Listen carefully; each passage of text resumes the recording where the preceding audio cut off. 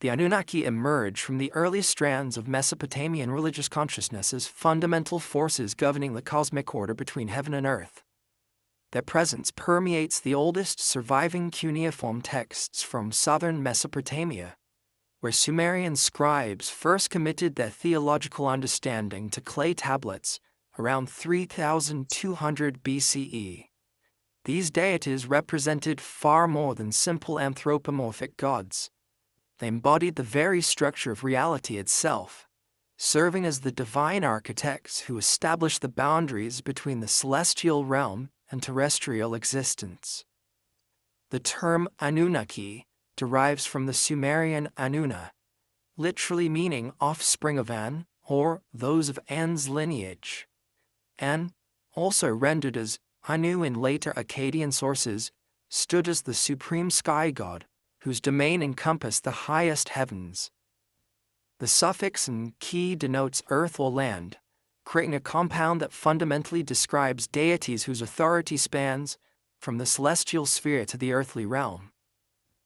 This linguistic construction reveals the Sumerian conception of divine hierarchy, where the Anunnaki functioned as intermediaries between the unreachable cosmic heights and the tangible world of human experience. Proto-Sumerian theological development shows the gradual crystallization of Anunnaki identity through successive generations of religious texts. The earliest references appear in administrative documents from Uruk and Ur, where temple inventories mention offerings dedicated to the Anunna who judge and the great Anunna of heaven and earth. These fragmentary mentions suggest that by 3000 BCE, the concept of a collective divine assembly had already taken root in Sumerian religious practice. The Sumerian king list, compiled during the 3rd dynasty of Ur around 2100 BCE but incorporating much older traditions, provides crucial evidence for understanding Anunnaki origins. The text begins with a famous declaration that kingship descended from heaven, establishing the fundamental principle that earthly authority derives from divine mandate. The list's antediluvian section describes rulers whose reigns spanned impossibly long periods. Alulim of Eridu ruled for 28,800 years, while Enmenlu-Ana of Bad Tibira governed for 43,200 years. These astronomical numbers reflect Sumerian understanding of cosmic timescales and suggest that early kingship operated under direct Anunnaki supervision. Archaeological evidence from Eridu, traditionally regarded as the first city, reveals the physical context within which Anunnaki worship developed. Excavations have uncovered 17 successive temple levels dating from approximately 5000 BCE, with the earliest structures showing sophisticated architectural planning that would become characteristic of Mesopotamian religious complexes. The temple's orientation toward cardinal directions and its elevated platform design reflect cosmological principles that later texts explicitly associate with Anunnaki divine architecture. The creation myths preserved at Eridu present the Anunnaki as active participants in world formation, rather than distant observers. The Eridu Genesis, known from Old Babylonian copies but reflecting much older Sumerian traditions, describes how the Anunnaki established the first cities and appointed kings to govern humanity. The text states that after the gods had created mankind, the Anunnaki, the great gods, held assembly and assigned the destinies. This passage demonstrates the collective nature of Anunnaki decision-making and their role as cosmic legislators. Nipa's religious archives provide additional insight into Anunnaki theological development through the lens of Enlil worship. As the city that housed Mesopotamia's most important religious sanctuary, Nipa preserved traditions that illuminate the relationship between individual deities and the larger Anunnaki collective. The Tumul inscription, dating to the Other III period, describes how successive rulers restored Enlil's temple for the Anunnaki who decree fate, indicating that even supreme deities like Enlil operated within the broader framework of Anunnaki authority. Cuneiform sources from Nepal also preserve the earliest versions of texts that would later become part of the Mesopotamian literary canon. The composition known as Enlil and Ninlil contains detailed descriptions of divine councils where the Anunnaki deliberate on matters affecting both gods and mortals. These assemblies take place in the Ubshukinda, a cosmic chamber where the gods gather to determine destinies. The text describes how 50 great Anunnaki and 7 Anunnaki, who decree fate, participate in these deliberations, establishing numerical frameworks that would persist throughout Mesopotamian religious tradition. The distinction between Anunnaki and other divine categories becomes apparent through careful analysis of theological terminology. The Igigi, whose name derives from a root meaning to see or to watch, represented a separate class of deities associated with celestial observation and astronomical phenomena.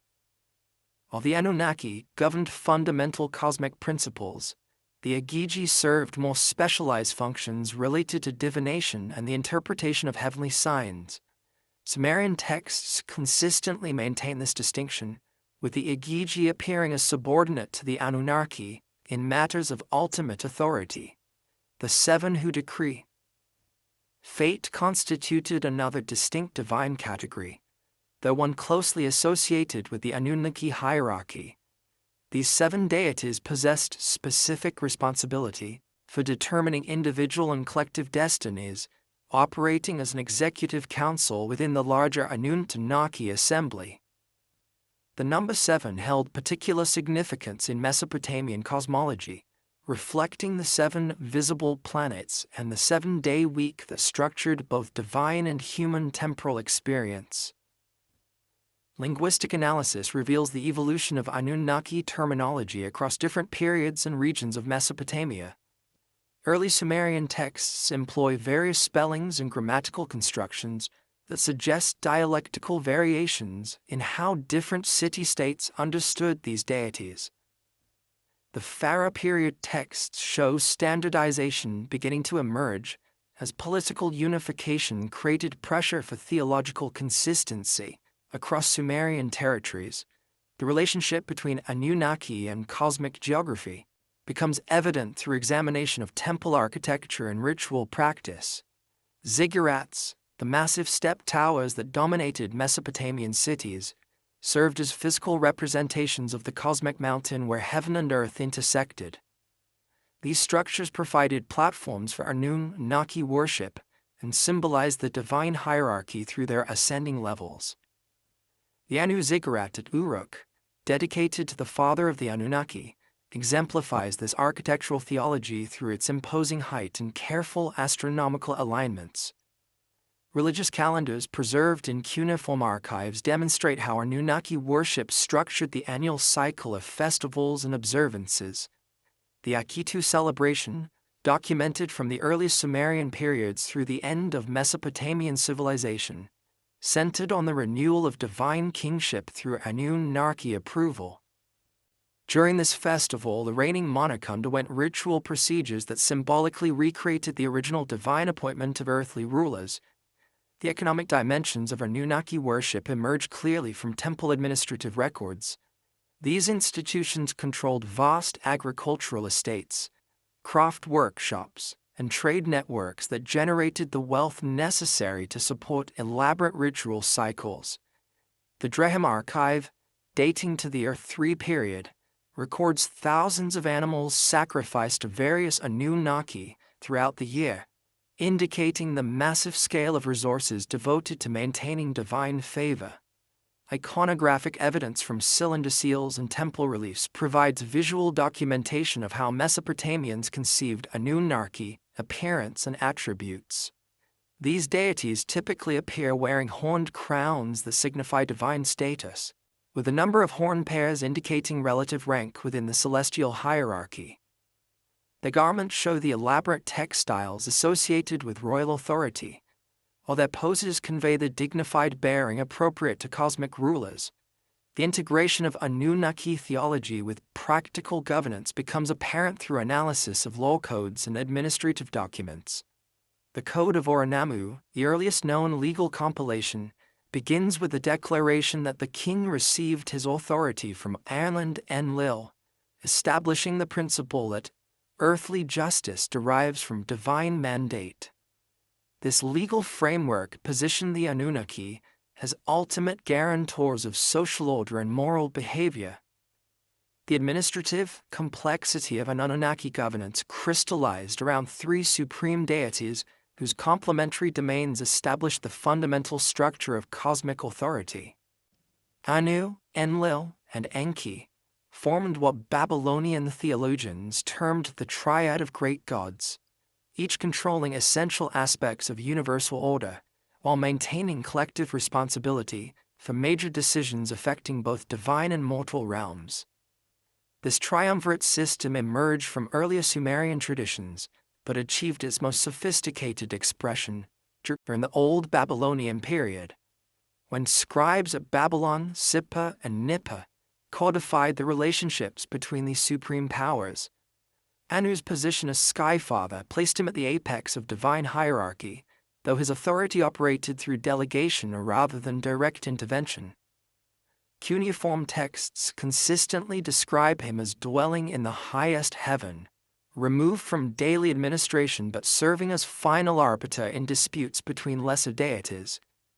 The Babylonian creation epic Enuma Elish portrays Anu as possessing the Anu power, a cosmic force that could be transferred to other gods during moments of crisis.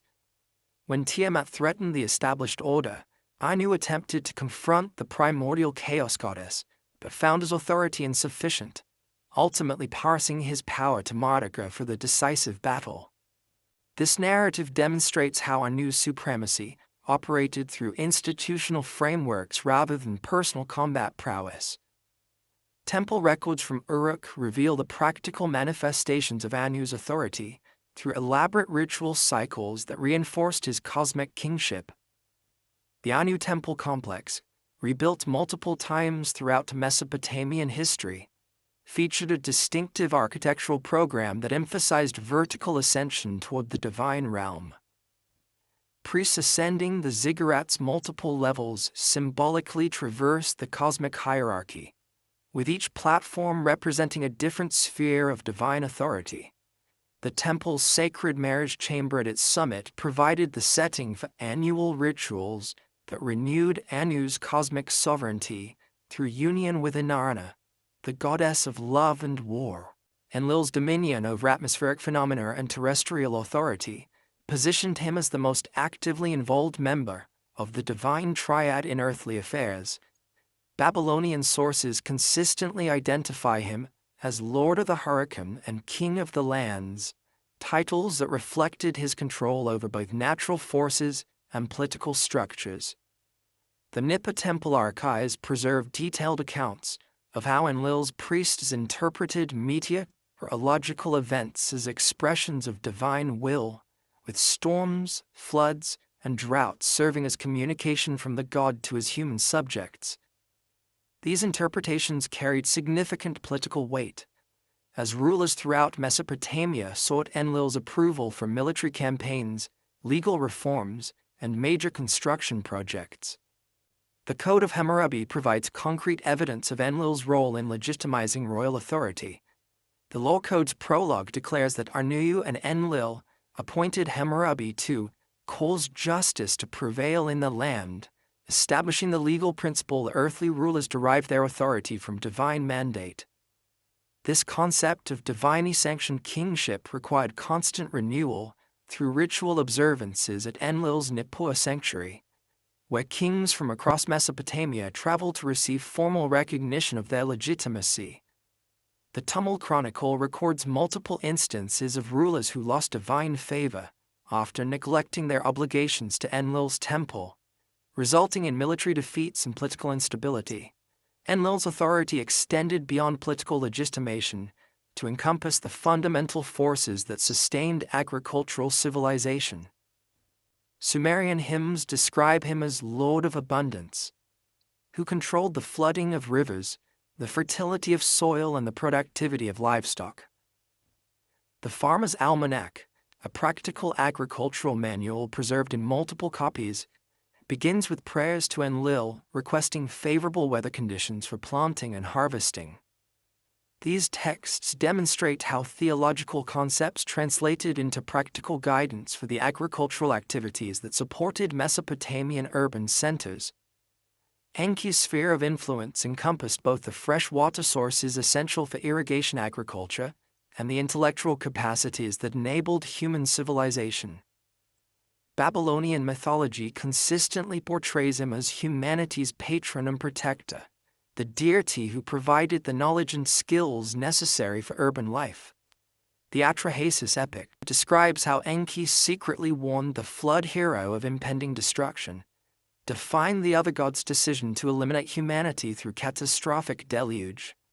This narrative establishes Enki as a mediating figure between divine authority and human welfare, a role that distinguished him from his more distant colleagues in the Supreme Triad. The Eridu temple complex, dedicated to Enki worship, served as Mesopotamia's most important center for scholarly and technical education. Archaeological evidence reveals extensive scribal schools, workshops for craftsmen, and laboratories where priests conducted early forms of chemical and medical experimentation. The temple's library contained comprehensive collections of technical manuals covering irrigation engineering, metallurgy, textile production, and pharmaceutical preparation. These practical applications of divine wisdom demonstrated how Enki's theological role translated into concrete benefits for human society. Enki's association with the Abzu, the freshwater ocean beneath the earth, connected him to the hydrological systems that made Mesopotamian agriculture possible.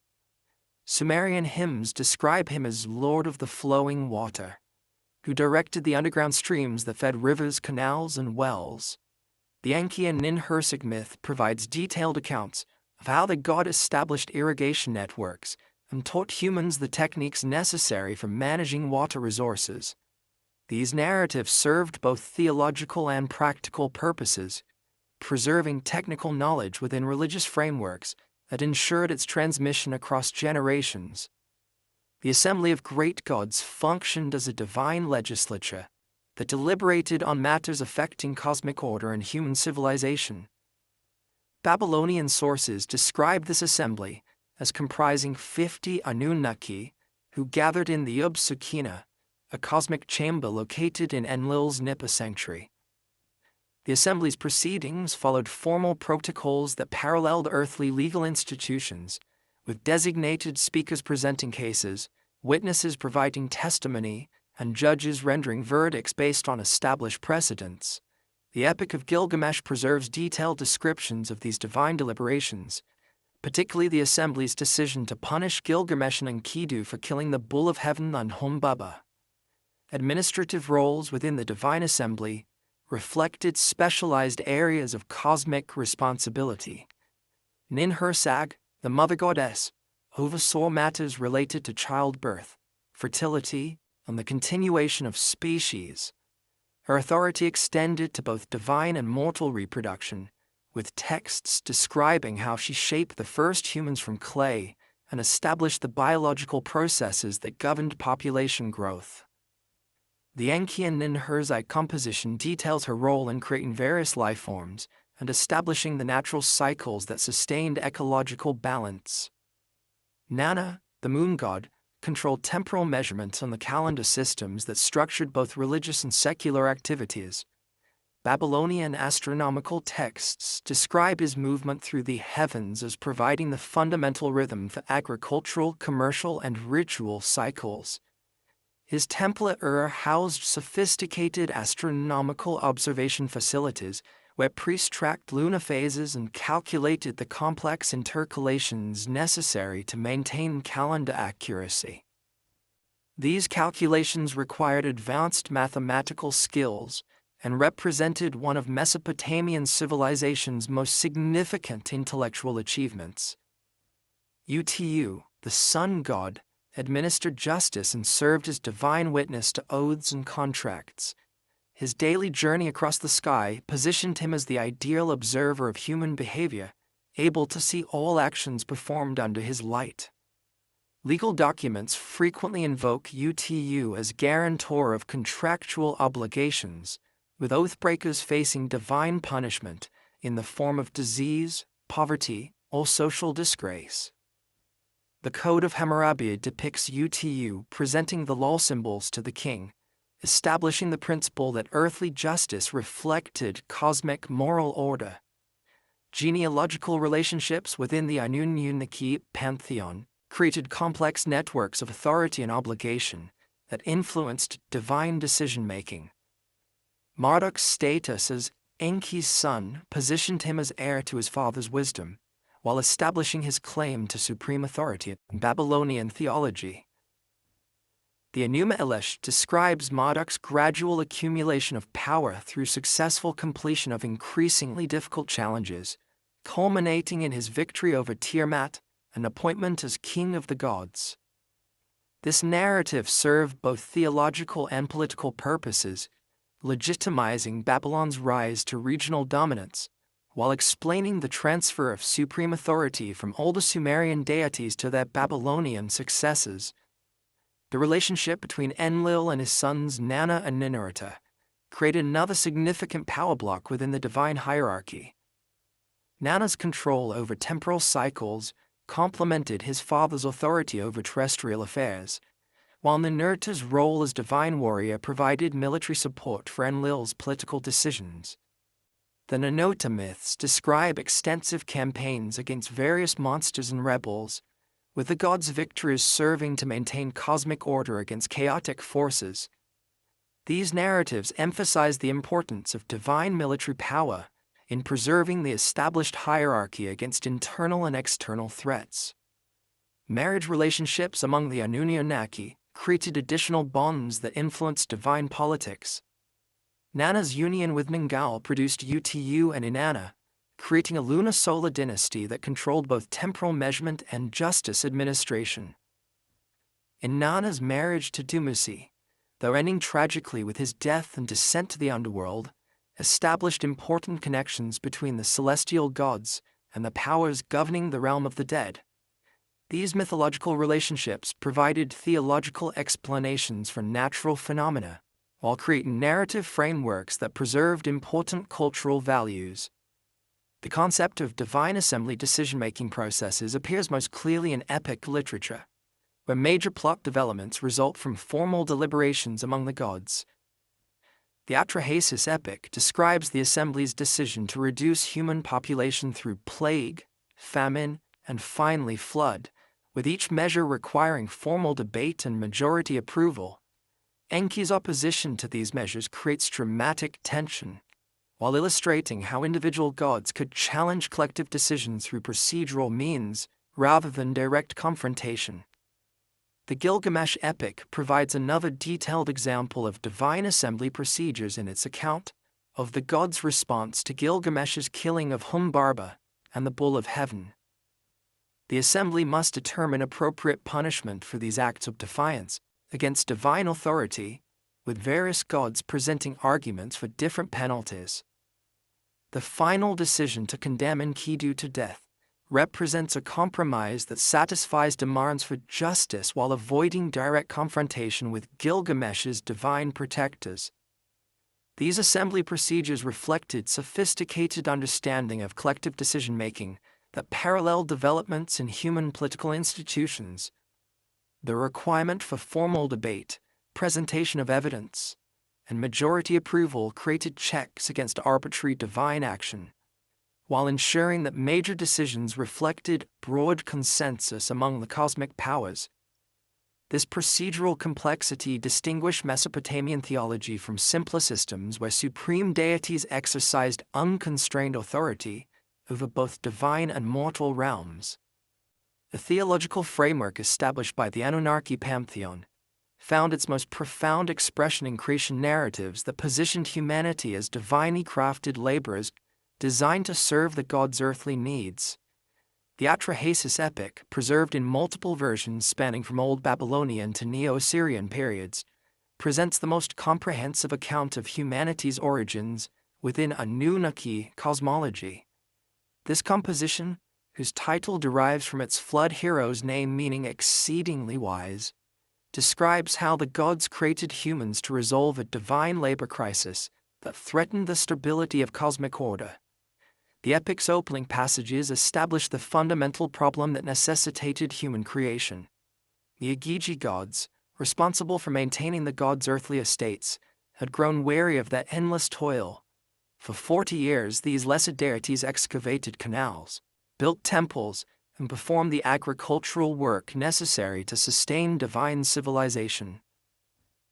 Their rebellion began with work stoppages and protests, escalating to open defiance when they burned their tools and surrounded Enlil's residence in Nippur. The text describes how the Igigi carried fire. They filled their tools with fire to the hoe, flame to the mattock, creating a crisis that demanded immediate resolution from the supreme Anunnaki. Enlil's initial response involved summoning the divine assembly to address this unprecedented challenge to cosmic authority. The god's alarm at finding armed rebels at his doorstep reflects the serious nature of the threat posed by divine labor unrest. The assembly deliberations, conducted in the Obsukina chamber, required careful consideration of how to maintain essential work while addressing legitimate grievances from the Igigi. The solution proposed by Enki demonstrated his characteristic wisdom and concern for practical problem-solving. Create a new category of beings specifically designed for labor, thereby freeing the Igigi from their burdensome duties while ensuring continued productivity. The actual process of human creation involves sophisticated theological concepts that reveal Mesopotamian understanding of the relationship between divine and mortal existence. Enki's plan required the sacrifice of Wai'ilu, described as a god who has intelligence, whose blood would provide the essential divine component for human nature. This sacrifice took place during the new moon, when cosmic forces aligned favorably for creation activities. The text specifies that Nintu, the birth goddess, mixed the slain god's blood with clay to form the basic human substance, with the divine blood providing intelligence and the clay contributing physical form. The creation process involved 14 birth goddesses, each responsible for producing one male and one female human. This multiplication through divine midwifery ensured genetic diversity while establishing the reproductive capacity necessary for human population growth. The text describes how these goddesses pinched off 14 pieces of clay and shaped them into human forms through a process that took 10 months, paralleling normal gestation periods. The resulting humans possessed sufficient intelligence to understand divine commands while lacking the power to challenge their creator's authority. Enki's intervention in human creation carried profound theological implications that distinguished him from other Anunnaki and established his role as humanity's divine patron. His decision to provide humans with divine intelligence, despite knowing this gift would eventually lead to problems, demonstrated a complex understanding of the relationship between wisdom and suffering. The god's secret addition of extra divine essence to human nature, beyond what the assembly had authorized, represented an act of divine rebellion that would have far-reaching consequences for both gods and mortals. This theological tension between collective divine authority and individual divine conscience appears throughout Mesopotamian literature as a recurring theme. Enki's willingness to defy assembly decisions when they conflicted with his personal ethics established precedents for divine dissent that would later manifest in his protection of humanity during the flood. The god's actions raised fundamental questions about the nature of divine authority and the extent to which individual gods could pursue independent policies that contradicted collective decisions. The Atrahasis epic's treatment of human creation also addressed practical concerns about the relationship between divine and human labor. The text specifies that humans would bear the load of the gods, taking over the agricultural and construction work that had previously burdened the Igigi. This arrangement created a three-tiered cosmic hierarchy, with a great Anunnaki at the top, the Igigi serving as middle management, and humans performing manual labor at the bottom.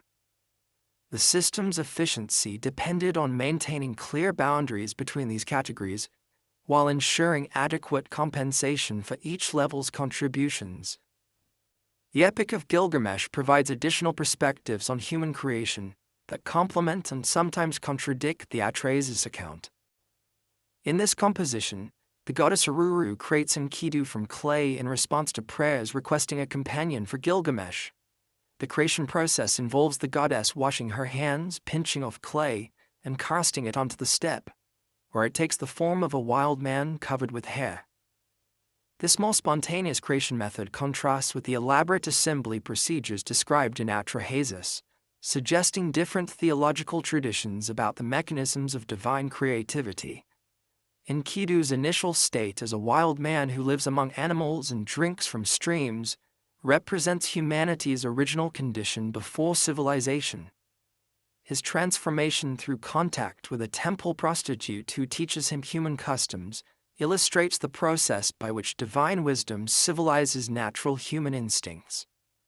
The 7 days and nights of sexual instruction that humanize Enkidu parallel creation narratives, in which divine knowledge transforms raw human material into civilized beings capable of urban life. The Enuma Elish presents yet another perspective on human origins that emphasizes Marduk's role as creator god following his victory over Tiamat. In this version, Marduk proposes creating humans to serve the gods after establishing cosmic order through his defeat of primordial chaos. The epic describes how Ea suggested using Kingu's blood, since this rebel god bore primary responsibility for organizing resistance against the younger generation of deities. The creation process involves mixing Kingu's blood with clay to produce humans who will bear the service of the gods that they might be at ease. This version's emphasis on using a rebel god's blood for human creation carries different theological implications than the Atrahasis account. Rather than sacrificing a god with intelligence, the Enuma Elish uses the blood of a defeated enemy, suggesting that human nature contains elements of both divine wisdom and rebellious tendencies. This duality explains humanity's capacity for both great achievements and destructive behavior, providing theological justification for the moral complexity that characterizes human civilization. Comparative analysis of these creation accounts reveals significant variations in how different Mesopotamian traditions understood humanity's relationship to the divine realm. The Atrahasis epic emphasizes humanity's role as divinely created laborers whose primary purpose involves serving the gods' material needs. The Gilgamesh tradition focuses more on the civilizing process that transforms natural humans into urban dwellers capable of sophisticated cultural achievements. The Enuma Elish presents human creation as part of Marduk's broader program of cosmic organization, following his assumption of supreme divine authority. These variations reflect different regional and temporal perspectives on fundamental theological questions about human nature and destiny. Sumerian traditions, preserved most clearly in the Atrahasis epic, emphasized humanity's subordinate status and obligation to serve divine needs. Later Babylonian compositions showed greater interest in human potential for wisdom and cultural achievement, while maintaining the basic framework of divine superiority.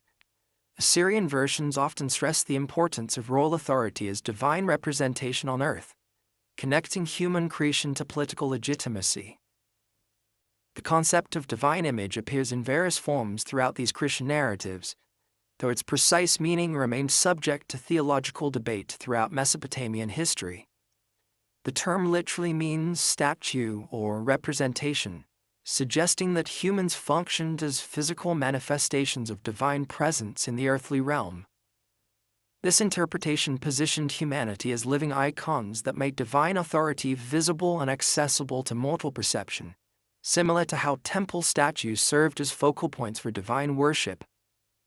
Alternative interpretations of Salmu emphasized functional, rather than physical resemblance between gods and humans. According to this understanding, humans bore divine image through their capacity for rational thought, moral decision-making, and creative activity, rather than through physical appearance. This functional interpretation explained how humans could serve as divine representatives while remaining clearly subordinate to their creators in power and authority. The theological debate over divine image carried practical implications for how Mesopotamian societies understood human rights and responsibilities. If humans bore divine image through rational capacity, then educational and intellectual development represented religious obligations that honored the gods who provided these gifts. If divine image involved physical resemblance, then proper care for human bodies and respect for human dignity became forms of divine worship that acknowledged the god's creative power. Legal codes throughout Mesopotamian history reflected these theological concepts through provisions that protected human life and dignity, while maintaining clear distinctions between social classes. The Code of Hammurabi's graduated penalties for crimes against persons of different social status demonstrated how divine image concepts interacted with practical, social hierarchies. Free citizens received greater protection than slaves, but even slaves possessed certain rights that acknowledged their participation in divine nature through human form.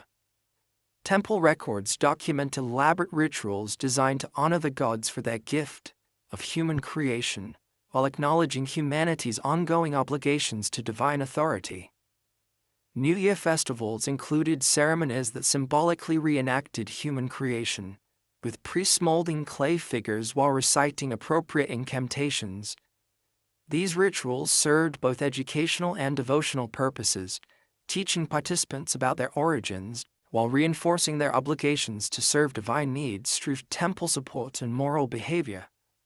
The economic implications of creation theology appear clearly in temple administrative documents that detail the vast resources devoted to maintaining divine service. Thousands of workers labored in temple fields, workshops, and construction projects that sustained elaborate ritual cycles honoring the creator gods. These economic arrangements translated theological concepts about human purpose into practical systems that organized large-scale productive activities around religious obligations. Medical texts preserve additional evidence of how creation theology influenced practical understanding of human nature and health. Mesopotamian physicians understood disease as resulting from divine displeasure or demonic interference with the god's creative work.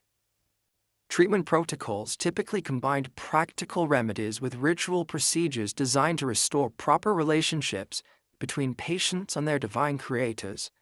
This holistic approach reflected theological understanding of humans as composite beings whose physical and spiritual components required integrated care. The preservation of creation narratives across multiple millennia demonstrates their fundamental importance for Mesopotamian cultural identity and religious practice. Scribes continuously copied, edited, and reinterpreted these texts to address changing political and social conditions, while maintaining core theological principles about humanity's divine origins and ongoing obligations. This textual tradition provided stability and continuity that helped Mesopotamian civilization maintain coherent cultural identity, despite frequent political upheavals and foreign conquests. The theological tensions inherent in humanity's creation as divine laborers inevitably led to conflicts that would culminate in the most catastrophic decision recorded in Mesopotamia literature: the Anunnaki's collective determination to destroy their human creations through a devastating flood. The Atrahasis epic provides the most detailed account of the circumstances that precipitated this divine judgment, describing how human population growth and cultural development created unforeseen problems that challenged the cosmic order the gods had established. Within 600 years of human creation, the earth had become densely populated with thriving communities that generated constant noise and activity. The cuneiform text describes how the land bellowed like a bull and the god grew restless at their clamor. This disturbance proved particularly troublesome for Enlil, whose authority over terrestrial affairs made him directly responsible for maintaining order among human populations. The god's complaints focused not merely on noise levels, but on humanity's increasing independence from direct divine supervision as growing populations developed their own social institutions and cultural practices that operated with minimal reference to divine authority. Archaeological evidence from sites like Tel Assawan and Chokomami supports the epic's portrayal of rapid population growth during the 6th millennium BCE, when improved agricultural techniques and irrigation systems enabled larger settlements to sustain themselves throughout seasonal variations. These communities developed sophisticated craft specialization, long-distance trade networks, and administrative systems that reduced their dependence on temple institutions for economic coordination.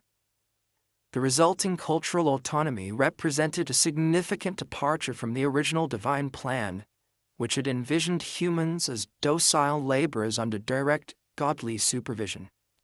Enlil's initial attempts to control human population growth involved sending plagues and famines that would reduce numbers to manageable levels without completely eliminating the species.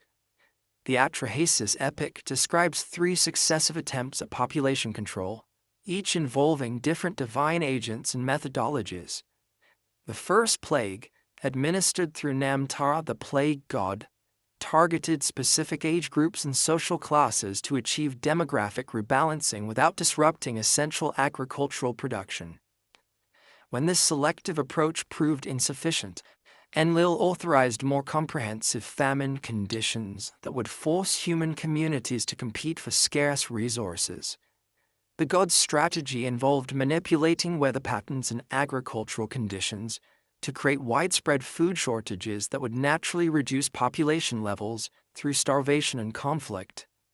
Adad, the storm god, withheld the seasonal rains that enabled crop growth, while other deities responsible for fertility and abundance withdrew their support from human agricultural activities. The resulting famines achieved temporary population reductions, but failed to address the fundamental problem of human cultural independence that concerned Enlil most deeply. Enki's repeated intervention to assist humanity during these crises created mounting tension within the divine assembly and established the theological framework for the flood narrative. The god's provision of alternative food sources, irrigation techniques, and survival strategies enabled human communities to weather divine punishment more successfully than Enlil had anticipated. These interventions violated the assembly's collective decisions and represented a form of divine insubordination that challenged the hierarchical authority structure governing an Anunnaki relationships. The escalating conflict between Enlil and Enki reflected deeper theological questions about the nature of divine justice and the extent to which individual gods could pursue independent policies that contradicted collective decisions. Enlil's position emphasized the importance of maintaining cosmic order through strict enforcement of divine authority, while Enki's actions suggested that wisdom and compassion should temper the application of divine power. This fundamental disagreement about divine governance would reach its climax in the flood decision and its aftermath. The Assembly's final decision to destroy humanity through flood represented a compromise that addressed Enlil's concerns about human independence while providing a definitive solution to the population problem. The Atrahasis epic describes elaborate deliberations in which various gods presented arguments for different approaches to the human crisis. Some deities supported Enlil's position that complete destruction was necessary to restore proper cosmic order, while others advocated for more moderate measures that would preserve human civilization while addressing legitimate divine concerns. The flood mechanism itself reflected sophisticated understanding of hydraulic engineering and meteorological processes that characterized Mesopotamian civilization's relationship with its riverine environment. The gods' decision to overwhelm existing flood control systems through coordinated attacks on multiple fronts demonstrated their comprehensive knowledge of the infrastructure that sustained human settlements. Adad would provide unprecedented rainfall from above, while Enki would release subterranean waters from the Abzu, creating a dual assault that would overwhelm even the most sophisticated human engineering projects. The Assembly's oath of secrecy regarding the flood plan created the dramatic tension that drives the narrative forward and establishes Enki's moral dilemma. The gods swore binding oaths that prevented them from directly warning humans about the impending destruction. But these restrictions applied only to direct communication, rather than indirect methods that preserved the letter while violating the spirit of the agreement. Enki's solution involved speaking to the reed wall of Atrahasis's house, rather than to the man himself, a technical compliance with the oath that enabled him to provide essential survival information. The instructions Enki provided to Atrahasis through this indirect communication method revealed detailed knowledge of shipbuilding techniques and survival strategies that reflect actual Mesopotamian maritime technology. The gods specified exact dimensions for the vessel that would preserve human and animal life through the flood, 120 cubits in length, width, and height, creating a perfect cube that symbolized cosmic completeness. The ship's construction required specific materials including palm fiber, bitumen, and various types of wood that were readily available in southern Mesopotamia, and possessed the waterproofing qualities necessary for extended ocean voyaging. The 7-day construction period that Enki allowed for the ark's completion paralleled the cosmic week that structured divine and human temporal experience throughout Mesopotamian culture. This timeline required Atrahasis to mobilize extensive community resources and labor while maintaining secrecy about the project's true purpose. The text describes how the builder provided food and drink for his workers while deflecting questions about the vessel's intended use, claiming it was designed for a trading expedition to distant lands. The loading of animals onto the ark followed systematic procedures that demonstrated sophisticated understanding of species preservation and ecological relationships.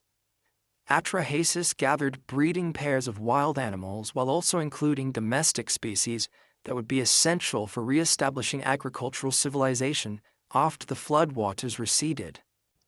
The text specifies that clean animals were taken in groups of 7 pairs, while unclean species were limited to single pairs, establishing distinctions that would later appear in Hebrew flood narratives but reflected earlier Mesopotamian concepts about ritual purity and sacrifice. The flood itself began with supernatural phenomena that announced the cosmic significance of the impending destruction. The Atrahasis epic describes how normal weather patterns ceased as divine forces took direct control of atmospheric and hydrological systems.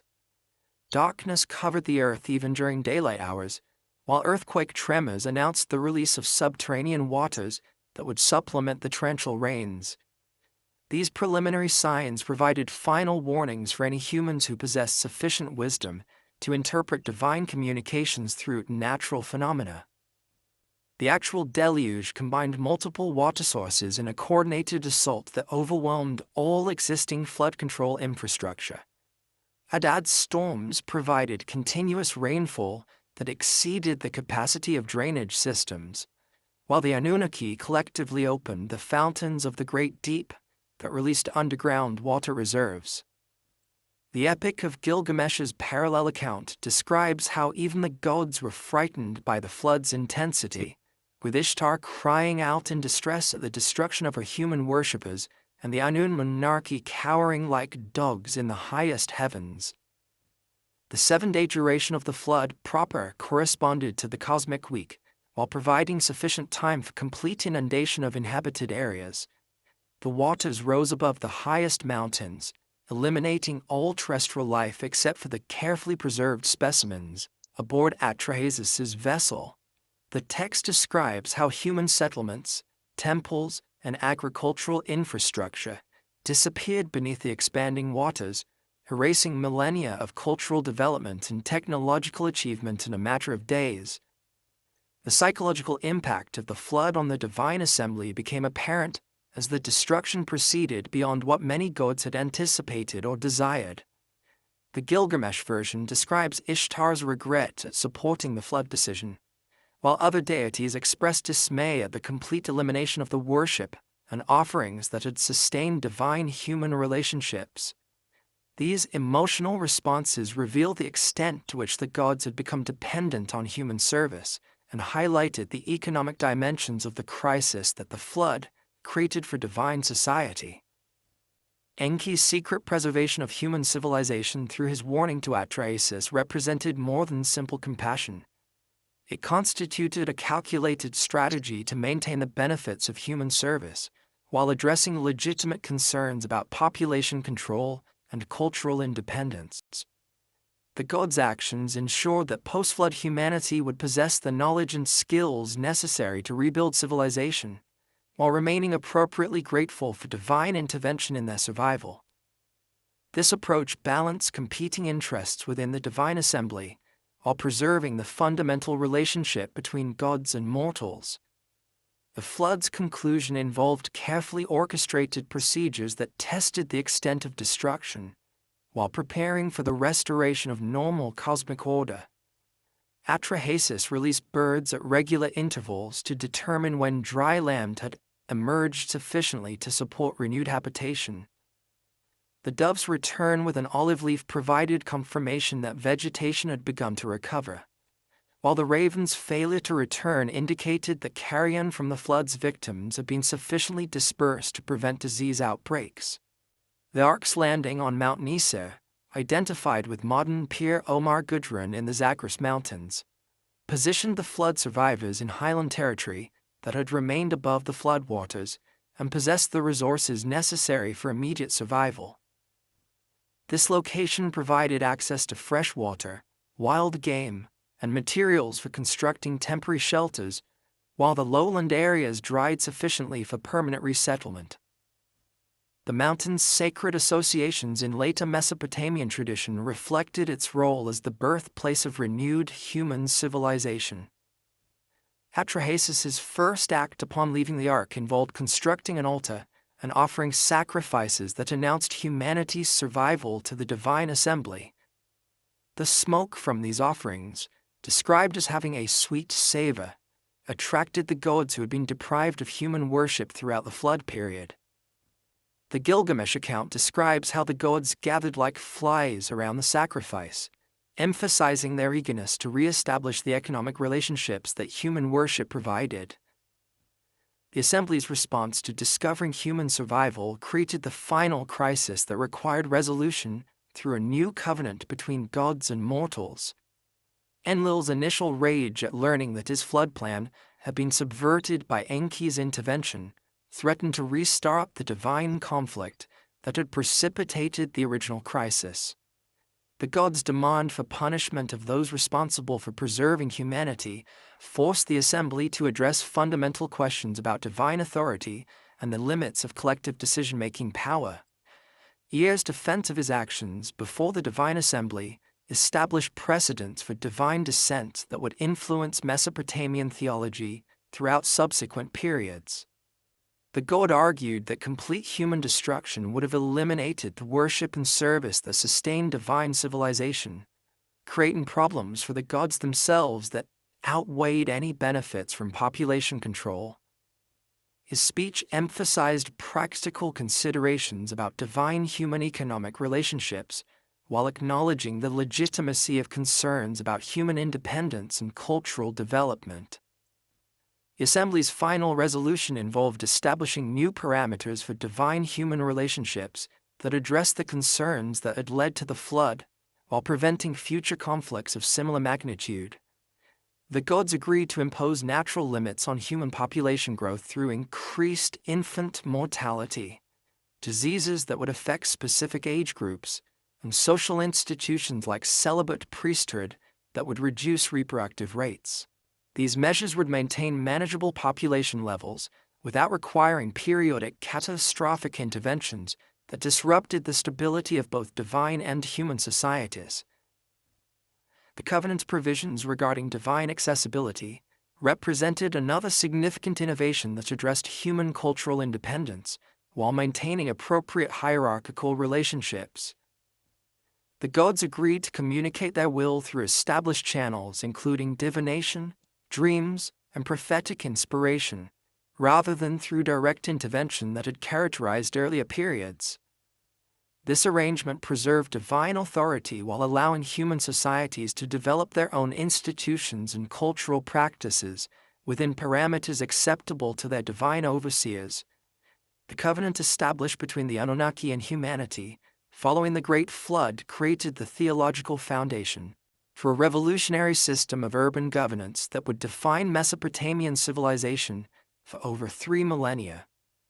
Rather than maintaining direct oversight of human affairs through periodic divine interventions, the gods established permanent earthly residences within specific city-states, creating a patron deity system that distributed divine authority across the geographical landscape, while maintaining hierarchical relationships within the celestial bureaucracy.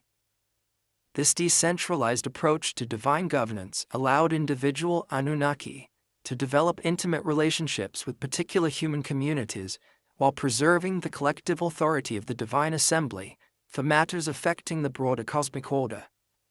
Enlil's selection of Nippur as his primary earthly residence established the paradigm for divine city patronage that other Anunnaki would follow throughout Sumer and Akkad. The god's choice reflected both practical and theological considerations that would influence urban development patterns across Mesopotamia. Nippur's central location within the alluvial plain provided equal access to all major Sumerian cities, making it an ideal site for a deity whose authority encompassed the entire region. The city's elevation above the surrounding marshlands offered protection from seasonal flooding, while maintaining access to the waterways that connected it to other urban centers through an extensive network of canals and rivers. The Akur temple complex that housed Enlil's earthly residence represented the most sophisticated architectural achievement of early dynastic Mesopotamia, establishing design principles that would influence religious construction throughout the ancient Near East. The temple's massive ziggurat, rising in 7 distinct stages toward the heavens, create a physical representation of the cosmic hierarchy that placed Enlil at the intersection between divine and human realms. Each level of the structure served specific ritual functions, with priests ascending through increasingly sacred spaces as they approached the god's private chambers at the summit. Archaeological excavations at Nippur have revealed the extensive infrastructure required to support Enlil's earthly establishment, including residential quarters for hundreds of priests, workshops for producing ritual objects, granaries for storing agricultural offerings, and administrative offices where scribes maintain detailed records of temple operations. The complex employed thousands of workers whose specialized skills sustained elaborate ritual cycles that reinforced Enlil's authority over both natural phenomena and human political structures. Craftsmen produced the ceremonial weapons, jewelry, and textiles that adorned the god's cult statue, while musicians and singers performed the hymns and liturgies that accompanied daily worship services. The economic scale of Enlil's temple operations dwarfed those of any secular institution in Mesopotamian society, with administrative archives documenting the management of vast agricultural estates, livestock herds, and manufacturing enterprises that generated the wealth necessary to sustain divine service. The Driham archive, dating to the Eartherd period, records the delivery of over 100,000 cattle and sheep annually to Enlil's temple for sacrificial purposes, indicating the massive scale of resources devoted to maintaining divine favor. These offerings came from throughout Mesopotamia, as rulers from distant cities sent tribute to acknowledge Enlil's supreme authority and seek his blessing for their political and military endeavors. Enki's establishment at Eridu created a contrasting model of divine city patronage that emphasized wisdom, craftsmanship, and the technical knowledge essential for urban civilization. The god's temple complex included extensive educational facilities where scribes learned the cuneiform writing system, mathematicians developed computational techniques for architectural and astronomical calculations, and engineers studied the hydraulic principles that enabled irrigation agriculture. These scholarly activities positioned Eridu as Mesopotamia's premier center for intellectual development, attracting students from across the region who sought training in the specialized skills that sustained urban society. The Abzu temple's unique architectural features reflected Enki's association with fresh water sources and his role as patron of the crafts that transformed raw materials into useful products. The temple's foundation extended below ground level to create symbolic connection with the underground waters that fed Mesopotamia's rivers and canals, while its workshops produced the finest examples of metalwork, textile production, and ceramic manufacture found anywhere in the ancient world. Master craftsmen working under divine patronage developed innovative techniques that advanced technological capabilities while creating objects of extraordinary beauty and utility. Enki's priests maintained detailed records of technical procedures and scientific observations that constituted Mesopotamia's earliest systematic approach to empirical knowledge. Medical texts preserved in the temple library documented surgical procedures, pharmaceutical preparations, and diagnostic techniques that represented sophisticated understanding of human anatomy and disease processes. Mathematical tablets recorded computational methods for calculating areas, volumes, and astronomical cycles that enabled accurate calendar keeping and architectural planning. These scholarly achievements demonstrated how divine patronage could foster intellectual development that benefited both religious and secular aspects of human civilization. Inanna's patronage of Uruk established yet another model of divine city governance that emphasized the dynamic relationship between sacred and secular authority through the institution of sacred marriage. The goddess's dual nature as deity of both love and war created theological tensions that required careful management through elaborate ritual cycles that channeled her potentially destructive energies toward constructive purposes. Her temple complex, known as the Eanna, featured separate precincts dedicated to her contrasting aspects, with priests specializing in either martial or fertility functions, depending on seasonal requirements and political circumstances. The sacred marriage ceremony that annually renewed Inanna's relationship with the reigning king of Uruk represented the most sophisticated expression of divine human political integration achieved in Mesopotamian civilization. This ritual, known as hieroskamos, involved the king assuming the role of Dumuzi, Inanna's mythological consort, in a ceremonial union that symbolically transferred divine authority to earthly rulership while ensuring the goddess's continued support for the city's prosperity and military success. The ceremony required months of preparation involving purification rituals, costume preparation, and rehearsals that transformed the king from a mortal ruler into a temporary embodiment of divine power. The architectural setting for the sacred marriage reflected the ceremony's cosmic significance through careful attention to astronomical alignments and symbolic decoration that connected earthly events to celestial patterns. The temple's marriage chamber, located at the ziggurat summit, featured elaborate furnishings including a golden bed, precious textiles, and ritual objects that had been consecrated through preliminary ceremonies involving the entire population of Uruk. The chamber's windows aligned with specific stellar configurations that mark the optimal timing for the ritual's performance, demonstrating sophisticated understanding of astronomical cycles and their relationship to agricultural and political activities.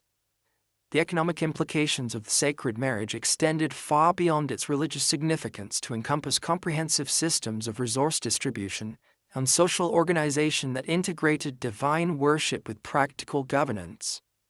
The ceremony's successful completion ensured Inanna's blessing for the coming agricultural year, with the goddess's favor manifesting through abundant harvests, successful military campaigns, and prosperity in trade relationships with neighboring cities. Conversely, any disruption of the ritual cycle could result in divine displeasure, expressed through crop failures, military defeats, or economic instability that threatened the city's survival.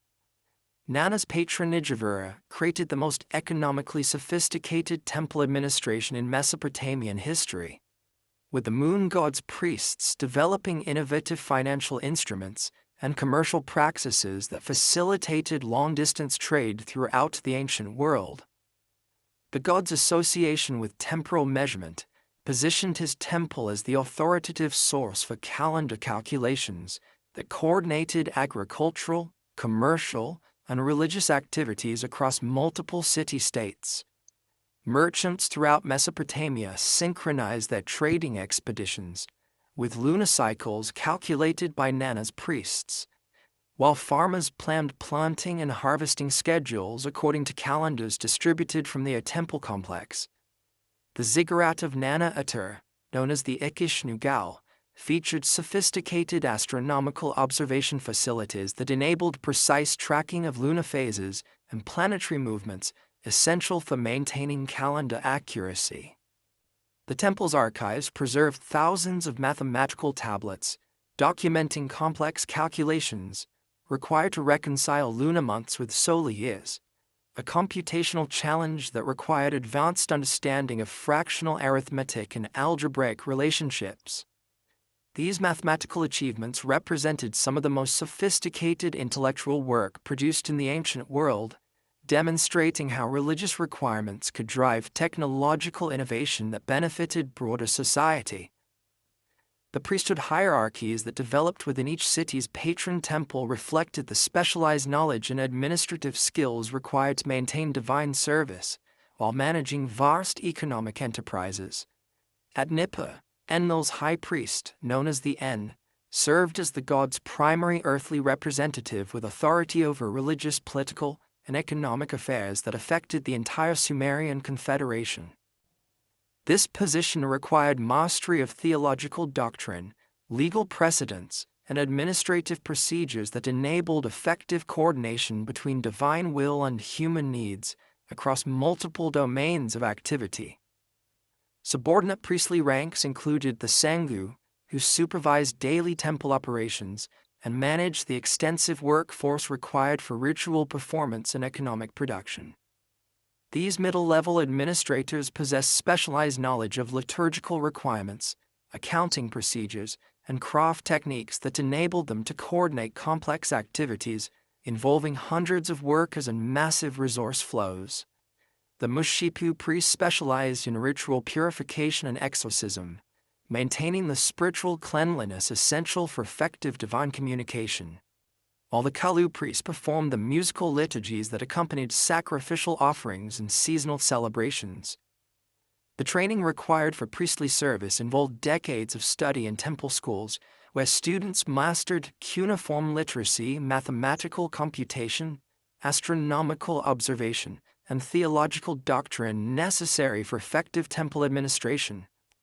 The curriculum included extensive memorization of hymns, prayers, and ritual procedures that preserve traditional practices while allowing for adaptation to changing circumstances. Advanced students specialized in particular aspects of temple operations, developing expertise in areas such as divination, medical practice, or commercial law that enabled them to serve both religious and secular functions within their communities. Women played crucial roles within temple hierarchies, particularly in institutions dedicated to goddesses like Inanna, where female priests known as Entu served as the deity's primary earthly representatives. These high-ranking priestesses possessed authority comparable to their male counterparts, supervising extensive temple operations while maintaining the ritual purity essential for divine communication. The Entu of Inanna Aturuk held responsibility for the sacred marriage ceremony, serving as the goddess's earthly embodiment during the king's symbolic union with divine power. The Nadatu priestesses, documented extensively in old Babylonian archives, represented another category of female religious specialists who combined spiritual service with commercial activities that generated substantial income for temple institutions. These women, who remained celibate throughout their careers, managed agricultural estates, engaged in money-lending operations, and coordinated trade relationships that connected temple economies with broader commercial networks. Their business activities required sophisticated understanding of contract law, market conditions, and financial instruments that positioned them among the most economically knowledgeable individuals in Mesopotamian society. Temple architecture evolved to accommodate the complex ritual requirements and administrative functions that characterized mature Anunnaki worship, with successive building phases creating increasingly elaborate complexes that dominated their urban environments. The standard temple layout included a central sanctuary housing the deity's cult statue, surrounded by chambers for storing ritual implements, preparing offerings, and housing priests. Courtyards provided space for large-scale ceremonies involving entire urban populations, while administrative wings contained archives, workshops, and residential quarters necessary for temple operations. The technological sophistication of temple construction reflected both religious requirements and practical considerations about structural stability and environmental adaptation. Builders developed innovative techniques for creating waterproof foundations in marshy terrain, constructing earthquake-resistant walls capable of supporting massive superstructures, and designing drainage systems that prevented flood damage to sacred precincts. The use of fired brick, rather than sun-dried mud brick for temple construction, demonstrated the enormous resources devoted to creating permanent divine residences that would endure across multiple generations. Ritual practices within Anunnaki temples followed carefully prescribed procedures that maintained divine favor while providing meaningful religious experiences for human participants. Daily services included morning and evening offerings of food, drink, and incense that sustained the deity's earthly residence, accompanied by musical performances and liturgical recitations that honored divine attributes and requested continued blessing. The god's cult statue received personal care, including washing, clothing changes, and presentation of meals that treated the divine image as a living presence requiring constant attention. Seasonal festivals created opportunities for entire urban populations to participate in divine worship through processions, communal meals, and ritual performances that reinforce social cohesion while honoring patron deities. The Akitu New Year celebration involved elaborate ceremonies that symbolically renewed divine kingship and cosmic order, with the patron deity's statue traveling throughout the city to receive homage from all social classes. These public rituals demonstrated divine approval for existing political arrangements, while providing opportunities for rulers to display their piety and generosity through magnificent offerings and entertainment for their subjects. The integration of divine worship with practical governance created temple institutions that functioned as comprehensive administrative centers, managing legal disputes, commercial transactions, and social services that affected entire urban populations. Temple courts adjudicated conflicts involving contract violations, property disputes, and family law matters, with priests serving as judges whose decisions carried divine authority. These legal functions positioned temples as essential institutions for maintaining social order, while ensuring that human behavior conformed to divine moral standards. The political ascendancy of Babylon during the early 2nd millennium BCE fundamentally transformed Anunnaki theology through the systematic elevation of Marduk from a relatively minor deity to supreme king of the gods. This theological revolution, codified most comprehensively in the Enuma Elish creation epic, represented far more than simple religious propaganda supporting Babylonian political ambitions. The restructuring of divine hierarchy required sophisticated theological arguments that preserved the authority of established Anunnaki, while accommodating Marduk's unprecedented rise to cosmic supremacy. Marduk's genealogical credentials as Enki's son provided the essential foundation for his claim to supreme authority within existing Anunnaki structures. Babylonian theologians emphasized his inheritance of his father's wisdom and technical expertise, while adding martial prowess that distinguished him from the contemplative Enki. The god's youth represented an advantage rather than a liability in confronting primordial chaos forces that threatened to establish cosmic order, as older deities like Anu and Enlil had proven inadequate to the challenge posed by Tiamat's rebellion. The Enuma Elisha's account of Marduk's rise to power through combat with Tiamat established precedents for divine authority based on demonstrated capability, rather than traditional inheritance or seniority. The epic describes how the established gods, faced with Tiamat's threat to destroy the younger generation of deities, offered supreme kingship to any god capable of defeating the primordial chaos monster.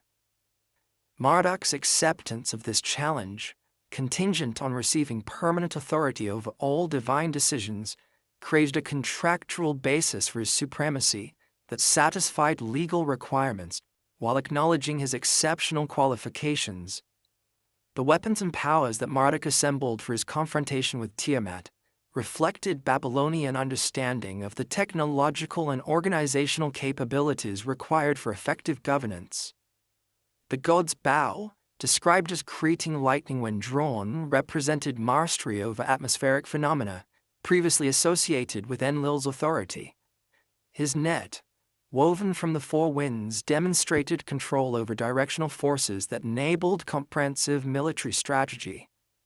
The hurricane that filled his body provided the raw power necessary to overwhelm opposition, while his chariot, drawn by 4 horses, enabled rapid movement across cosmic battlefields. Marduk's tactical approach to defeating Tiamat revealed sophisticated military thinking that would influence Babylonian strategic doctrine throughout subsequent periods.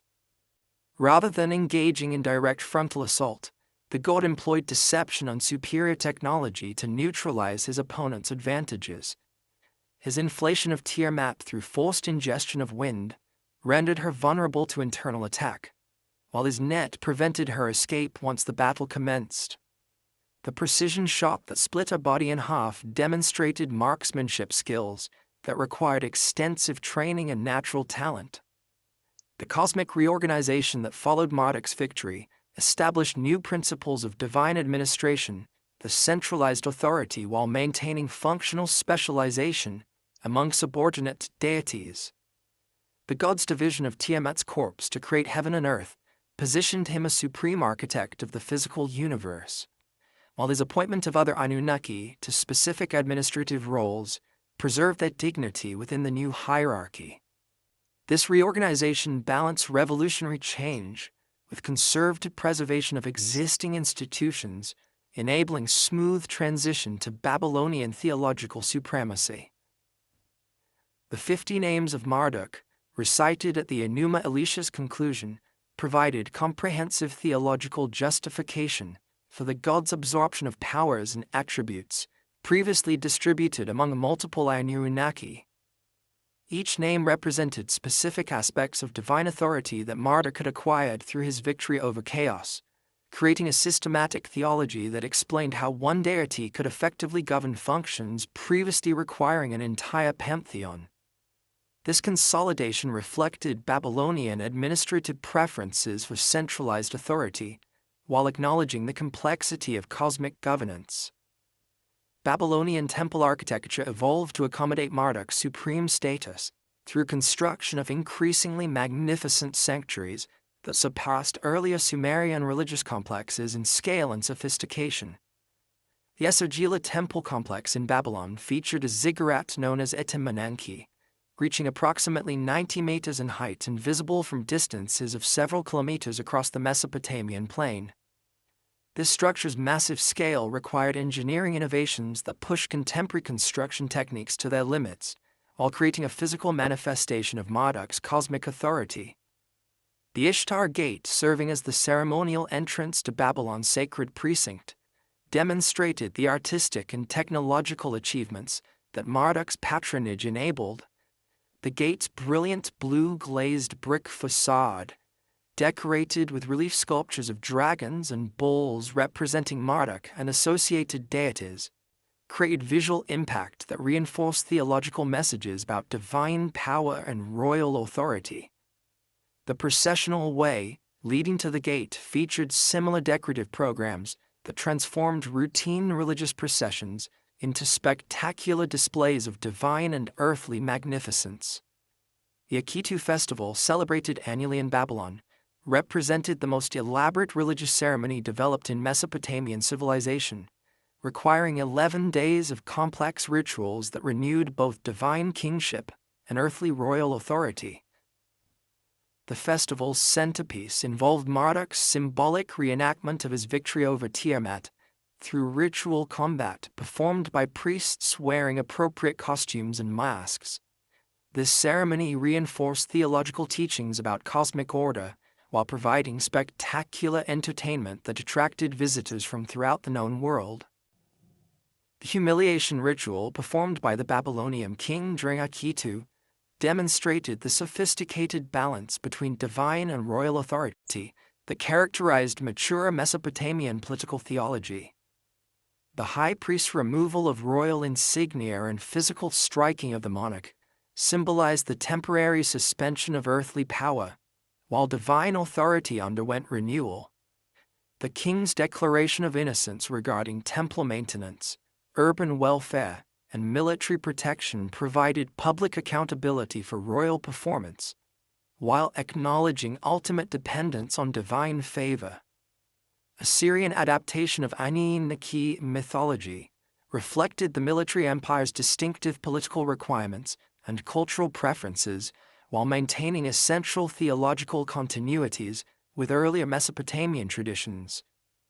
The elevation of Ashur from local city deity to supreme national god paralleled Marduk's rise in Babylonian theology, but emphasized martial aspects of divine authority that supported Assyrian imperial ideology. Ashur's identification with the Assyrian state itself created unprecedented fusion of the religious and political identity that distinguished Assyrian civilization from its Mesopotamian predecessors. The theological integration of Ashur within existing Anunnaki hierarchy required careful negotiation of competing claims to supreme authority that might have created conflicts with established Babylonian religious doctrine.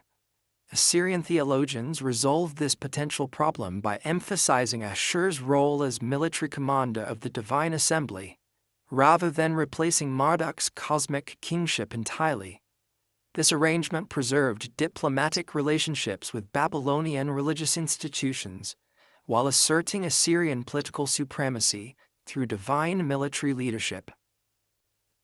Assyrian royal inscriptions consistently portrayed military campaigns as religious wars fought on behalf of Ashur and the Anunnaki against foreign deities who threatened cosmic order. Sargon II's annals describe his conquest of Urartu as punishment for that kingdom's neglect of proper divine worship, while Sennacherib's siege of Jerusalem represented Ashur's judgment against Hezekiah's religious reforms that had eliminated Assyrian cult installations. These theological interpretations transformed political conflicts into cosmic struggles between order and chaos that justified extreme military measures against resistant populations. The Assyrian royal library at Nineveh, assembled primarily during Ashur-banipal's reign in the 7th century BCE, preserved the most comprehensive collection of Anunnaki literature ever assembled in the ancient world. The library's systematic acquisition program gathered texts from temples and scribal schools throughout Mesopotamia, creating a scholarly resource that enabled comparative analysis of different regional traditions regarding divine mythology and ritual practice. This intellectual project reflected Assyrian commitment to preserving Mesopotamian cultural heritage while adapting it to imperial requirements. The standardization of Anunnaki mythology achieved through Ashur-banipal's library project created authoritative versions of major compositions that influenced subsequent transmission of Mesopotamian religious literature. Scribes working under royal patronage produced carefully edited copies of epics, hymns, and ritual texts that reconciled variant readings while preserving essential theological content. These standardized texts became the basis for later Neo-Babylonian and Persian period copies that transmitted Mesopotamian religious traditions to subsequent civilizations. Neo-Babylonian revival movements during the 6th century BCE represented conscious attempts to restore authentic Mesopotamian religious traditions that had been modified or neglected during periods of foreign domination. Nebuchadnezzar II's massive construction projects in Babylon included complete rebuilding of major temples according to ancient architectural principles preserved in cuneiform archives. These restoration efforts required extensive archaeological investigation of earlier building phases and consultation with traditional texts that documented proper ritual procedures and architectural specifications. The scholarly activities sponsored by Neo-Babylonian rulers created unprecedented opportunities for systematic study of Anunnaki traditions through comparison of texts from different periods and regions. Priests working in temple libraries developed sophisticated philological techniques for analyzing variant readings and reconstructing damaged passages in ancient compositions. Their commentaries on classical texts preserved interpretive traditions that explained obscure references and provided theological context for understanding complex mythological narratives. Nabu's elevation to unprecedented prominence during the Neo-Babylonian period reflected the intellectual character of this cultural revival and the importance of scholarly activity in preserving traditional religious knowledge. As patron deity of writing and wisdom, Nabu's cult attracted scribes and scholars whose work maintained continuity with earlier Mesopotamian intellectual traditions while adapting them to contemporary needs. The god's temple at Borsippa became a major center for copying and studying ancient texts, with its library rivaling Ashurbanipal's collection in scope and scholarly sophistication. The integration of foreign deities into traditional Anunnaki frameworks during periods of cultural exchange demonstrated the flexibility and adaptability that enabled Mesopotamian religious traditions to survive political upheavals and demographic changes. Persian period texts from Babylon show how Ahura Mazda and other Zoroastrian deities were incorporated into existing divine hierarchies through identification with established Anunnaki or assignment to specialized roles that complemented traditional functions. This theological accommodation enabled Persian administrators to maintain legitimacy while respecting local religious sensibilities. Greek influence during the Seleucid period created additional challenges and opportunities for Anunnaki theological development, as Mesopotamian scholars encountered Hellenic philosophical concepts and mythological traditions. The identification of Marduk with Zeus and Narbu with Apollo reflected systematic attempts to create theological bridges between different cultural traditions while preserving essential Mesopotamian religious content. These syncretistic developments influenced both Greek understanding of Near Eastern religion and Mesopotamian adaptation to Hellenistic cultural contexts. The astronomical interest that characterized late Mesopotamian scholarship created new interpretive frameworks for understanding Anunnaki mythology through celestial observations and mathematical analysis. Babylonian astronomers identified individual deities with specific stars and planetary movements, creating systematic correspondences between mythological narratives and observable celestial phenomena. These scientific approaches to religious interpretation influence both indigenous theological development and the transmission of Mesopotamian astronomical knowledge to Greek and later Islamic scholars. The persistence of Anunnaki worship into the Parthian and Sasanian periods demonstrated the deep cultural roots that these religious traditions had developed throughout 3 millennia of continuous practice. Archaeological evidence from sites like Babylon and Uruk shows continued temple maintenance and ritual activity well into the Common Era, with cuneiform texts documenting traditional ceremonies performed for increasingly small communities or practitioners. These late manifestations of ancient traditions preserved essential theological concepts that would influence subsequent religious developments in the region. The gradual transformation of Anunnaki concepts into folk traditions and magical practices reflected the adaptation of sophisticated theological systems to changing social and political circumstances that no longer supported elaborate temple institutions. Incantation texts from the early Islamic period show how individual Anunnaki continued to be invoked for protection and assistance in personal matters, though their cosmic authority had been superseded by monotheistic religious systems. These survivals demonstrate the enduring appeal of Mesopotamian religious concepts and their influence on subsequent cultural development throughout the Near East and beyond. Alexander the Great's conquest of Babylon in 331 BCE marked the beginning of a profound transformation in Anunnaki worship that would fundamentally alter the character of Mesopotamian religious practice over the subsequent centuries. The Macedonian king's initial respect for local religious traditions, demonstrated through his participation in traditional Babylonian coronation ceremonies and his orders to restore damaged temples, created a deceptive continuity that masked the deeper cultural changes his conquest would unleash. The young conqueror's death in Babylon 8 years later, possibly in the very palace where Nebuchadnezzar had once ruled, symbolically marked the end of purely Mesopotamian control over the religious traditions that had shaped the region for 3 millennia. The Seleucid dynasty's establishment of Greek administrative systems throughout their vast empire create unprecedented challenges for traditional Anunnaki worship, as Hellenistic bureaucratic structures operated according to fundamentally different principles than the temple-centered governance that had characterized earlier Mesopotamian civilization. Greek administrators, trained in philosophical traditions that emphasized rational inquiry and systematic classification, approached religious phenomena as subjects for intellectual analysis rather than objects of devotional practice. This analytical perspective, while not necessarily hostile to local traditions, created conceptual frameworks that gradually transformed how educated populations understood divine authority and cosmic order.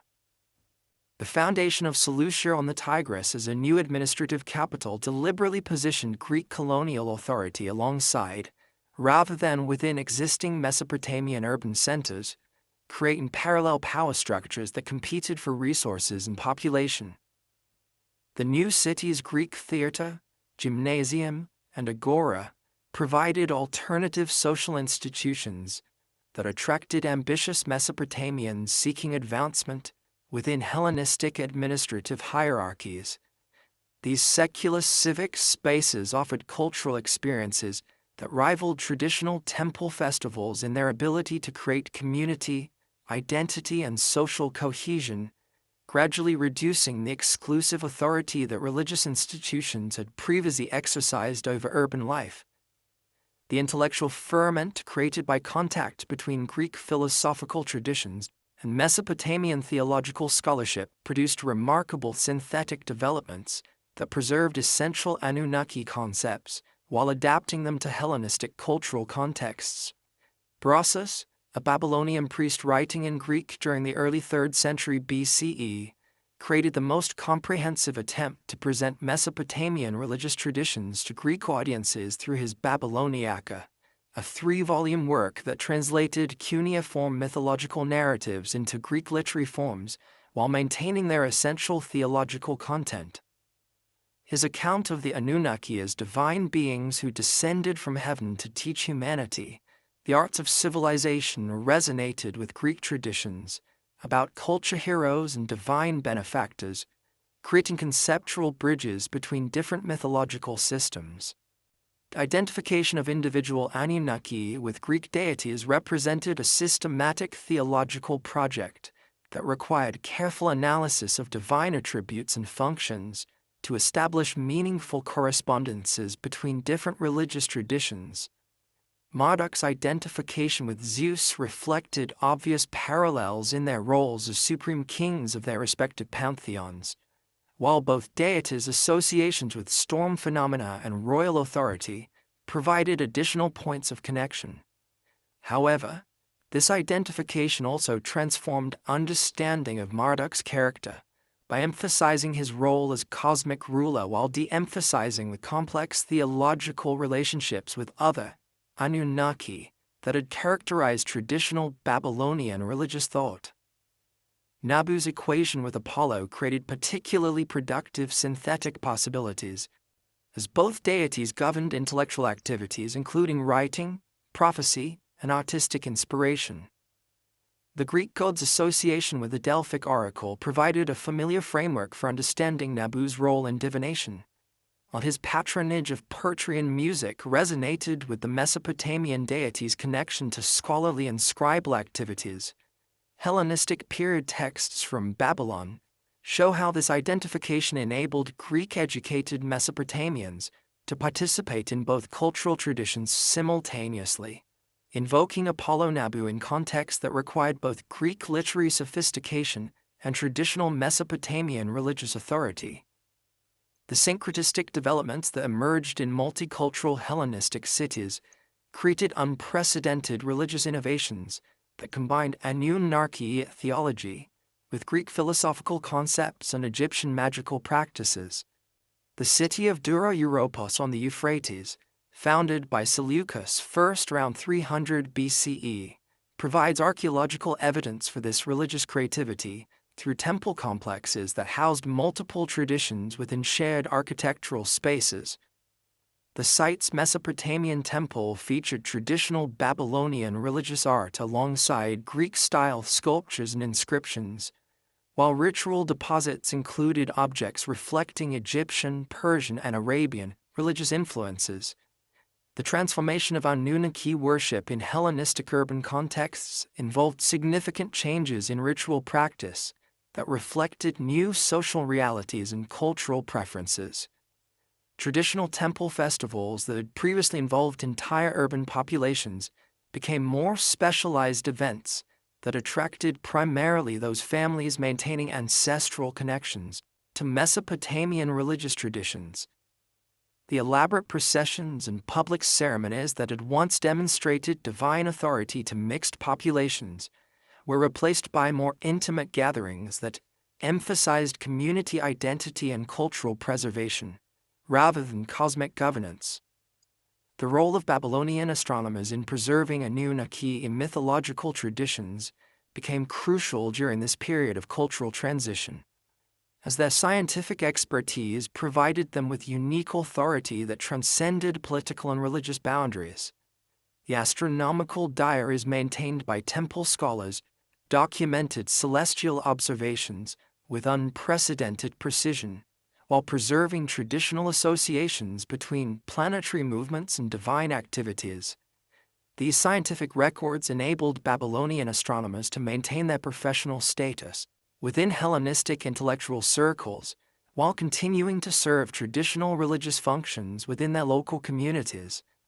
The mathematical sophistication achieved by Babylonian astronomers during the Seleucid period represented the culmination of millennia of scholarly development that had been fostered by temple institutions dedicated to Anunnaki worship. The development of sophisticated predictive models for planetary motion required computational techniques that surpassed contemporary Greek mathematical capabilities, earning them recognition throughout the Hellenistic world as the foremost authorities on celestial phenomena. This scientific reputation enabled them to preserve and transmit traditional mythological interpretations of astronomical events to audiences that might otherwise have dismissed Mesopotamian religious concepts as primitive superstition. The Babylonian astronomer Kadinu, working during the 4th century BCE, exemplified this synthesis of scientific rigor with traditional religious knowledge, through his development of mathematical models that could predict lunar eclipses with remarkable accuracy while maintaining traditional interpretations of these events as manifestations of divine displeasure or cosmic conflict. His computational methods, preserved in cuneiform mathematical texts, influenced both Hellenistic astronomical theory and traditional Mesopotamian divination practices, demonstrating how scientific innovation could serve both secular and religious purposes simultaneously. The gradual transformation of Anunnaki from active deities governing cosmic affairs to astrological and magical figures reflected broader cultural changes that reduced the political authority of traditional religious institutions. while preserving their specialized knowledge for private consultation.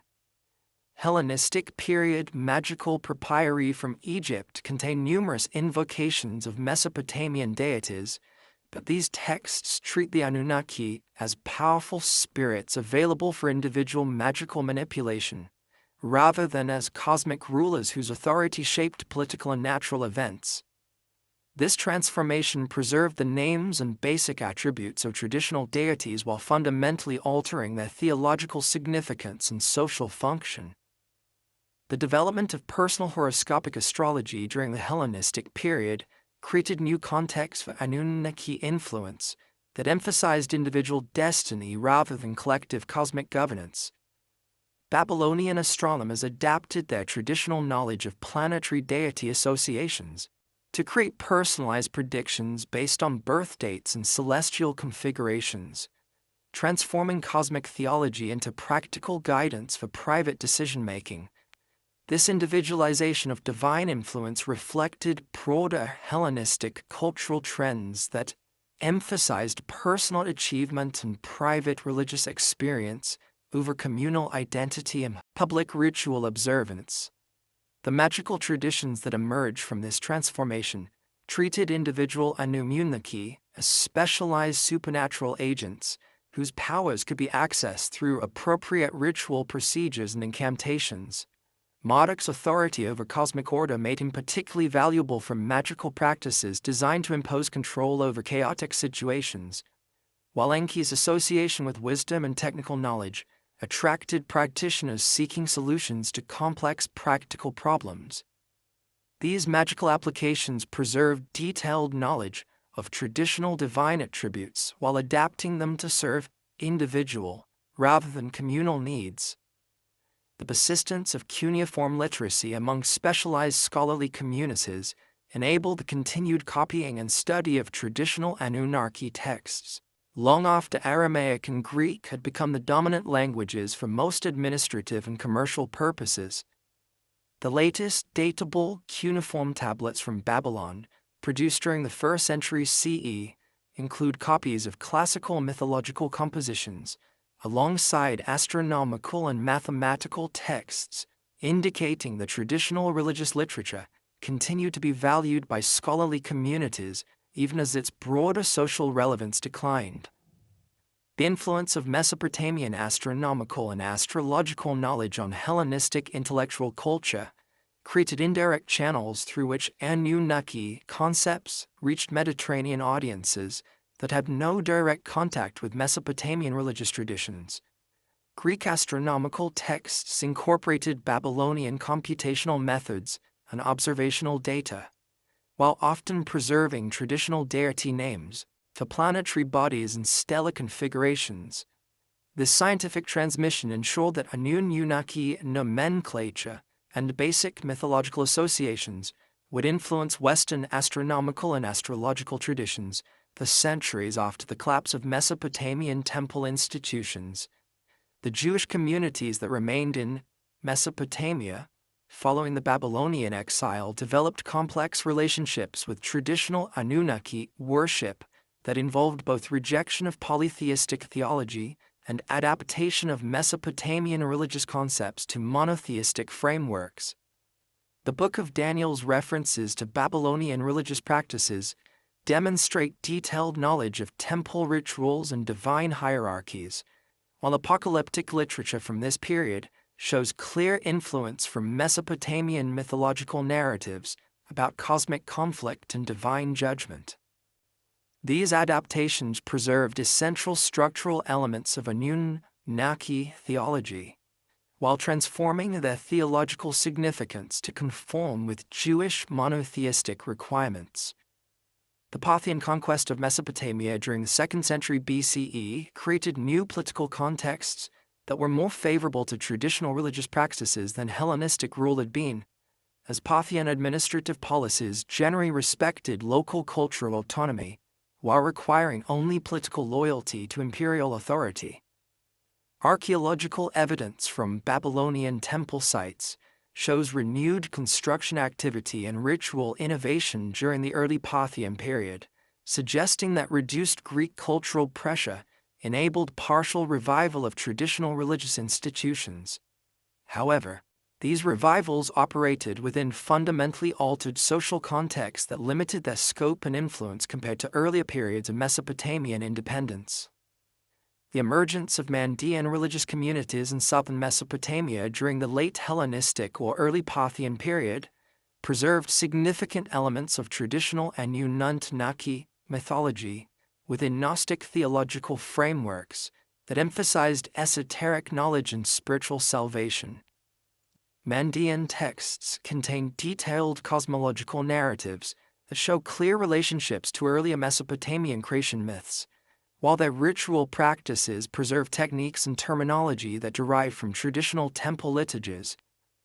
These religious developments demonstrate how ancient theological concepts could be adapted to serve new spiritual needs while maintaining essential continuity with earlier traditions.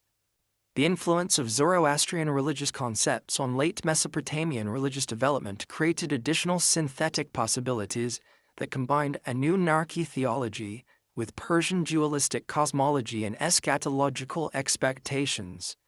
Texts from the Sasanian period show how traditional Mesopotamian deities were incorporated into Zoroastrian cosmic hierarchies as Yazatas, or divine beings serving Ahura Mazda's cosmic authority. This theological accommodation enabled continued veneration of traditional deities within frameworks that satisfied Persian religious requirements, while preserving essential elements of Mesopotamian religious identity. The transformation of Anunnaki worship during the Hellenistic era represented more than simple decline or cultural assimilation. It involved creative adaptation of ancient religious traditions to new social and intellectual contexts that preserved essential theological insights while enabling continued cultural relevance. The scientific achievements of Babylonian astronomers, the synthetic religious developments in multicultural cities, and the preservation of traditional knowledge through specialized scholarly communities all contributed to ensuring that Mesopotamian religious concepts would continue to influence subsequent cultural developments long after the collapse of the political and social institutions that had originally sustained them. The gradual dissolution of traditional Mesopotamian temple institutions during the early centuries of the Common Era didn't mark the complete disappearance of Anunnaki traditions from the intellectual landscape of the ancient world. Instead, these theological and mythological concepts underwent a complex process of preservation and transformation through networks of scholars, translators, and religious communities that maintained fragments of ancient wisdom within new cultural and linguistic contexts. The transmission of Mesopotamian knowledge during late antiquity occurred through multiple channels that often operated independently of each other, creating a diverse array of sources that preserve different aspects of Anunnaki traditions according to their specific intellectual interests and cultural requirements. The Syriac Christian communities that emerged in northern Mesopotamia during the 3rd and 4th centuries CE played a crucial role in preserving astronomical and mathematical knowledge that had originally developed within Anunnaki temple complexes. These scholars, working primarily in Edessa, Nisibis, and other centers of Syriac learning, translated Greek astronomical texts that incorporated Babylonian computational methods, while also maintaining direct access to cuneiform sources through bilingual scholars who could still read the ancient script. The Syriac translation of Ptolemy's Almagest, completed during the 6th century, preserved Babylonian star catalogues and planetary theories that contained traditional deity names and mythological associations, ensuring that Anunnaki nomenclature would continue to influence astronomical terminology throughout the medieval period. The scholarly activities of figures like Severus Sabakht, working in the monastery of Keneshre during the 7th century, demonstrated how Syriac intellectuals maintained sophisticated understanding of Mesopotamian mathematical and astronomical traditions long after the collapse of the institutional structures that had originally sustained them. Sabakht's treatise on the astrolabe included detailed discussions of Babylonian computational methods for calculating planetary positions, while his mathematical works preserved numerical techniques that derived ultimately from cuneiform mathematical texts. His famous reference to Indian numerals as superior to Greek systems reflected comparative analysis that drew on multiple mathematical traditions, including Mesopotamian methods that he accessed through both Greek and Syriac sources.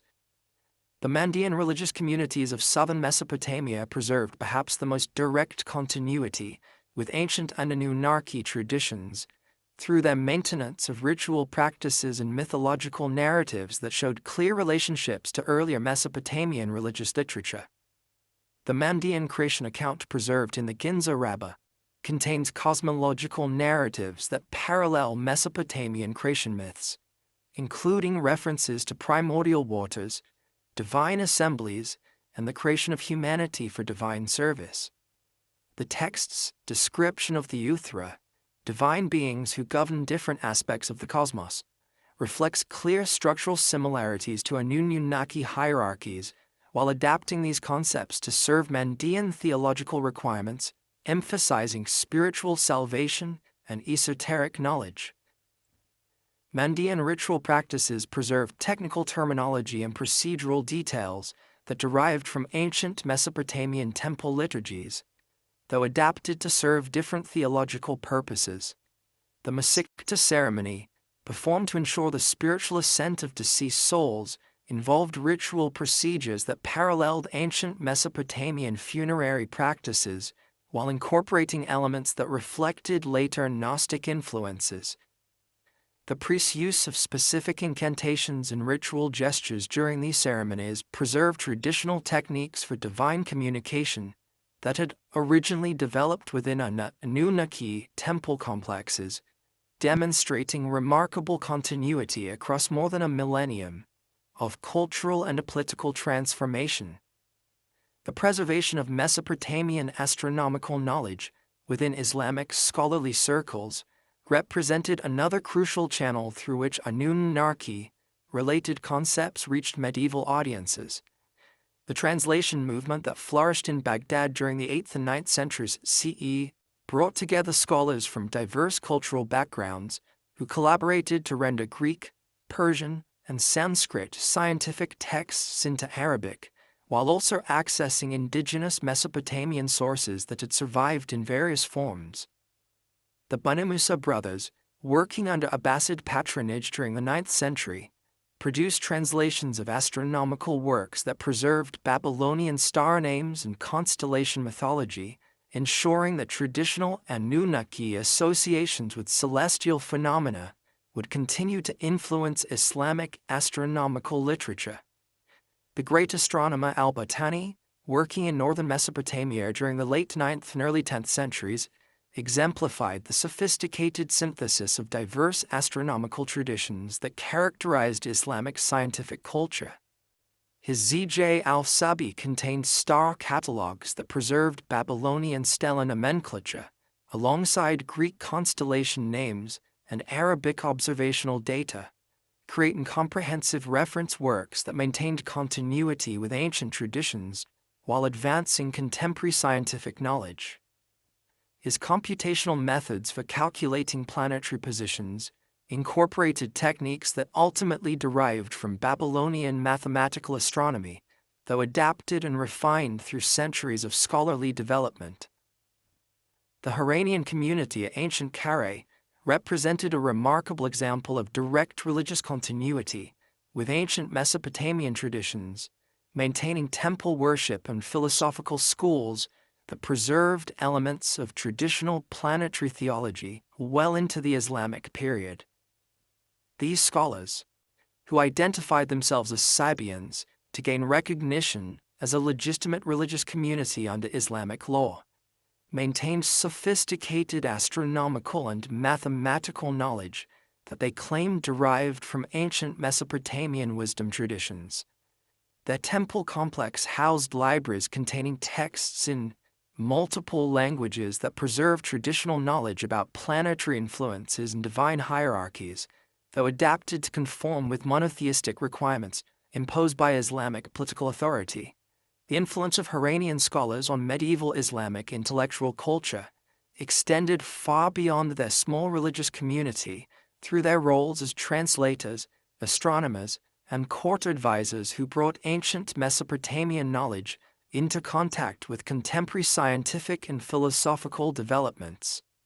Tharbet ibn Qurra, the most famous Iranian scholar of the 9th century, produced translations of mathematical and astronomical texts that preserve traditional computational methods, while also contributing original research that advanced contemporary understanding of planetary motion and mathematical theory. His work on the precession of equinoxes incorporated observational data that derived ultimately from Babylonian astronomical records, demonstrating how ancient knowledge could contribute to contemporary scientific advancement. The preservation of Mesopotamian medical knowledge within Islamic scholarly circles created another channel through which traditional wisdom associated with Anunnaki, temple medicine, reached medieval audiences. The translation of Greek medical texts that incorporated earlier Mesopotamian pharmaceutical knowledge ensured that traditional remedies and diagnostic techniques would continue to influence medical practice throughout the Islamic world. The works of Hunayn ibn Ishaq and other translators preserved detailed knowledge of plant-based medicines and surgical procedures that had originally developed within temple medical schools, though adapted to serve the needs of Islamic urban populations rather than traditional religious communities. The magical and astrological traditions that emerged within medieval Islamic culture incorporated significant elements derived from ancient Mesopotamian religious practices, though transformed to serve individual rather than communal purposes.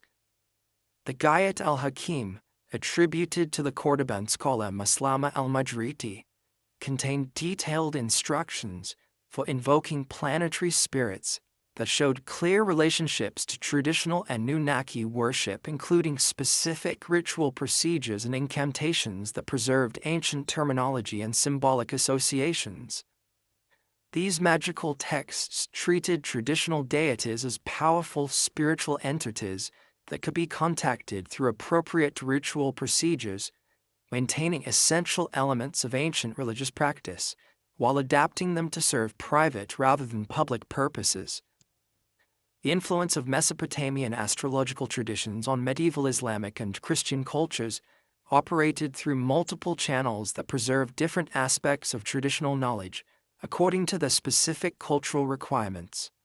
The Kitab al-Uluf by Abu Mashar al-Balkhi incorporated extensive material derived from Babylonian astrological sources, including detailed descriptions of planetary influences and predictive techniques that maintained traditional associations between celestial phenomena and earthly events. His work influenced both Islamic and Latin astrological traditions, ensuring that Mesopotamian concepts would continue to shape medieval understanding of cosmic influences on human affairs. The transmission of Mesopotamian flood narratives through Jewish and Christian literary traditions created additional channels through which Anunnaki-related concepts reached medieval audiences, though significantly transformed to conform with monotheistic theological requirements. The Book of Enoch, composed during the Second Temple period but preserved in various medieval manuscripts, contained detailed accounts of divine beings who descended to earth and taught humanity various arts and sciences, clearly reflecting influence from traditional Anunnaki mythology, while adapting these narratives to serve Jewish apocalyptic theology. The text description of the Watchers and their interactions with humanity preserved structural elements of ancient Mesopotamian divine-human relationships while transforming their theological significance. Medieval Christian chronographic traditions preserved fragments of Mesopotamian historical and mythological narratives through their incorporation of material derived ultimately from Berossus and other Hellenistic sources that had attempted to present Babylonian traditions to Greek audiences. The Chronicle of Michael the Syrian, composed during the 12th century, contained references to antediluvian rulers and divine beings that reflected traditional Mesopotamian king lists and mythological narratives, though interpreted within Christian theological frameworks that emphasize divine providence and human salvation. These chronographic works preserve traditional chronological data and narrative structures while adapting them to serve Christian historical and theological purposes. The influence of Mesopotamian architectural and artistic traditions on medieval Islamic religious and secular buildings created visual channels through which traditional symbolic associations continue to influence cultural expression. The use of step tower designs in medieval Islamic architecture reflected influence from ancient ziggurat construction, while decorative programs that incorporated astronomical and astrological imagery maintained traditional associations between architectural space and cosmic order. The Dome of the Rock in Jerusalem, constructed during the late 7th century, featured decorative elements that showed clear influence from earlier Mesopotamian artistic traditions, including geometric patterns and celestial imagery that preserved traditional symbolic associations while serving new religious purposes. The preservation of Mesopotamian mathematical knowledge within medieval Islamic scholarly circles ensured that computational techniques originally developed for temple administration and astronomical calculation would continue to influence scientific and commercial practice throughout the medieval period. The works of Al-Khwarizmi and other early Islamic mathematicians incorporated methods that derived ultimately from Babylonian mathematical texts, including sophisticated techniques for solving quadratic equations and calculating compound interest that had originally developed to serve temple economic administration. These mathematical traditions maintained continuity with ancient scholarly practices while adapting them to serve the needs of medieval Islamic urban civilization. The influence of Mesopotamian legal traditions on medieval Islamic jurisprudence operated through complex channels that preserved certain procedural and conceptual elements, while transforming their theological and social significance. The development of Islamic commercial law incorporated principles that showed clear relationships to earlier Mesopotamian legal traditions, including sophisticated approaches to contract formation, dispute resolution, and commercial partnership that had originally developed within temple-centered economic systems. These legal traditions maintained practical continuity with ancient commercial practices while adapting them to serve the needs of medieval Islamic trading networks. The mystical traditions that emerged within medieval Islamic culture incorporated elements that showed clear relationships to earlier Mesopotamian religious practices, particularly in their approaches to divine communication and spiritual transformation.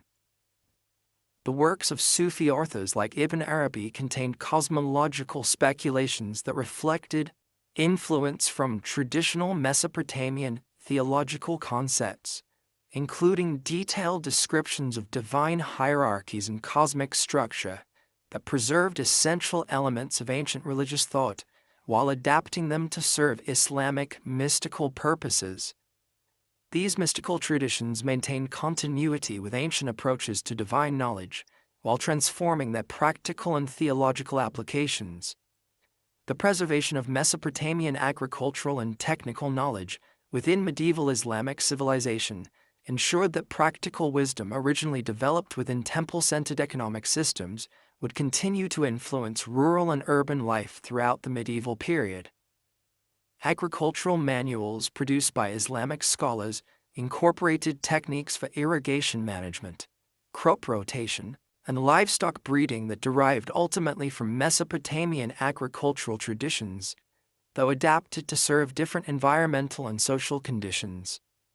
These technical traditions maintained practical continuity with ancient knowledge, while demonstrating their continued relevance for medieval agricultural and urban development. The influence of Mesopotamian musical and liturgical traditions on medieval religious practices created additional channels through which ancient cultural elements reached contemporary audiences, though significantly transformed to serve new religious and social purposes. The development of Islamic liturgical music incorporated modal systems and performance techniques that showed relationships to earlier Mesopotamian temple music, while Christian liturgical traditions in the region preserved certain melodic and rhythmic patterns that reflected continuity with ancient religious practices. These musical traditions maintained aesthetic and practical continuity with ancient cultural forms while adapting them to serve medieval religious and social requirements. The systematic recovery of Anunnaki source materials began with the monumental breakthrough achieved by Georg Friedrich Grotefend in 1802, when the German philologist successfully deciphered the first cuneiform characters from Old Persian inscriptions at Persepolis.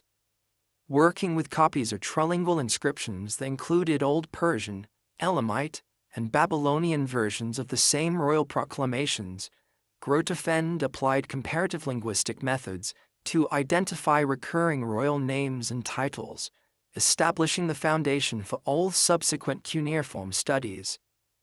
His initial success with Old Persian provided the key to unlocking Akkadian and eventually Sumerian, opening access to the vast corpus of Mesopotamian literature that had remained silent for over a millennium.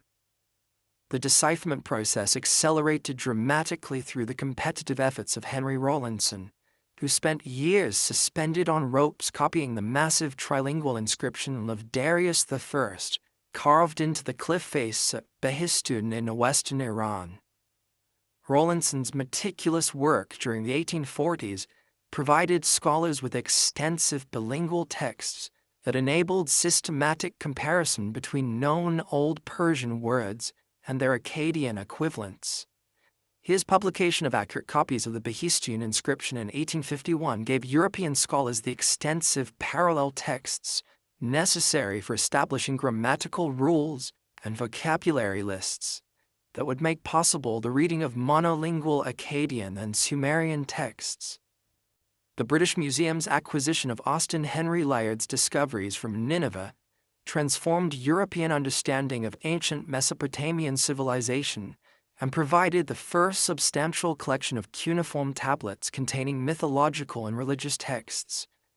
Layard's excavations at Kiyunjik, the site of ancient Nineveh, between 1845 and 1851, uncovered the palace library of Ashurbanipal, containing over 30,000 cuneiform tablets and fragments that represented the most comprehensive collection of Mesopotamian literature ever assembled in antiquity. The library's systematic organization, with texts arranged by subject matter and cross-referenced through detailed catalogs, provided modern scholars with unprecedented access to the full range of Mesopotamian intellectual achievement. George Smith's dramatic announcement in 1872 that he had discovered an account of the biblical flood among the Nineveh tablets created international sensation and demonstrated the immediate relevance of cuneiform studies for understanding ancient history and religious traditions. Smith's identification of the flood narrative within what would later be recognized as the Epic of Gilgamesh marked the first recovery of a complete Anunnaki-related mythological composition, providing concrete evidence for these sophisticated theological and literary traditions that had developed in ancient Mesopotamia. His public lecture to the Society of Biblical Archaeology drew overflow crowds and newspaper coverage that brought cuneiform scholarship to popular attention for the first time. The subsequent identification of multiple flood accounts, including the more complete version preserved in the Atrahasis epic, revealed the central importance of divine judgment narratives within Mesopotamian religious thought, and provided scholars with detailed information about Anunnaki theology and cosmic governance. Smith's continued work on the Nineveh tablets yielded additional mythological compositions, including creation accounts and divine genealogies that illuminated the complex relationships between different members of the Anunnaki pantheon. His premature death in 1876, while searching for additional flood tablet fragments in Syria, represented a significant loss to the emerging field of Assyriology, but his discoveries had already established the fundamental importance of Mesopotamian literature for understanding ancient religious and cultural development. The German excavations at Babylon, initiated by Robert Koldewey in 1899 and continuing for 18 years, provided the first systematic archaeological investigation of a major Mesopotamian religious center and yielded extensive architectural and textual evidence for Anunnaki and Enki worship practices. Koldewey's meticulous documentation of the Ishtar Gate, the processional way, and the foundations of the great ziggurat at Temenanki reveal the massive scale of resources devoted to divine service and the sophisticated engineering techniques employed in temple construction. The excavation's recovery of thousands of cuneiform tablets from residential and commercial contexts demonstrated how deeply religious concepts penetrated daily life in Babylonian society. The discovery of the Enuma Elish creation epic among the Babylon tablets provided scholars with the most comprehensive account of Marduk's rise to supreme authority within the Anunnaki hierarchy, and revealed the sophisticated theological arguments the Babylonian scholars had developed to justify their city's political dominance. The epic's detailed description of primordial chaos, divine conflict, and cosmic organization offered unprecedented insight into Mesopotamian cosmological thinking, while demonstrating the literary sophistication that characterized mature Babylonian religious composition. The text's 7 tablets, each containing approximately 150 lines of carefully structured poetry, represented one of the longest and most complex literary works recovered from ancient Mesopotamia.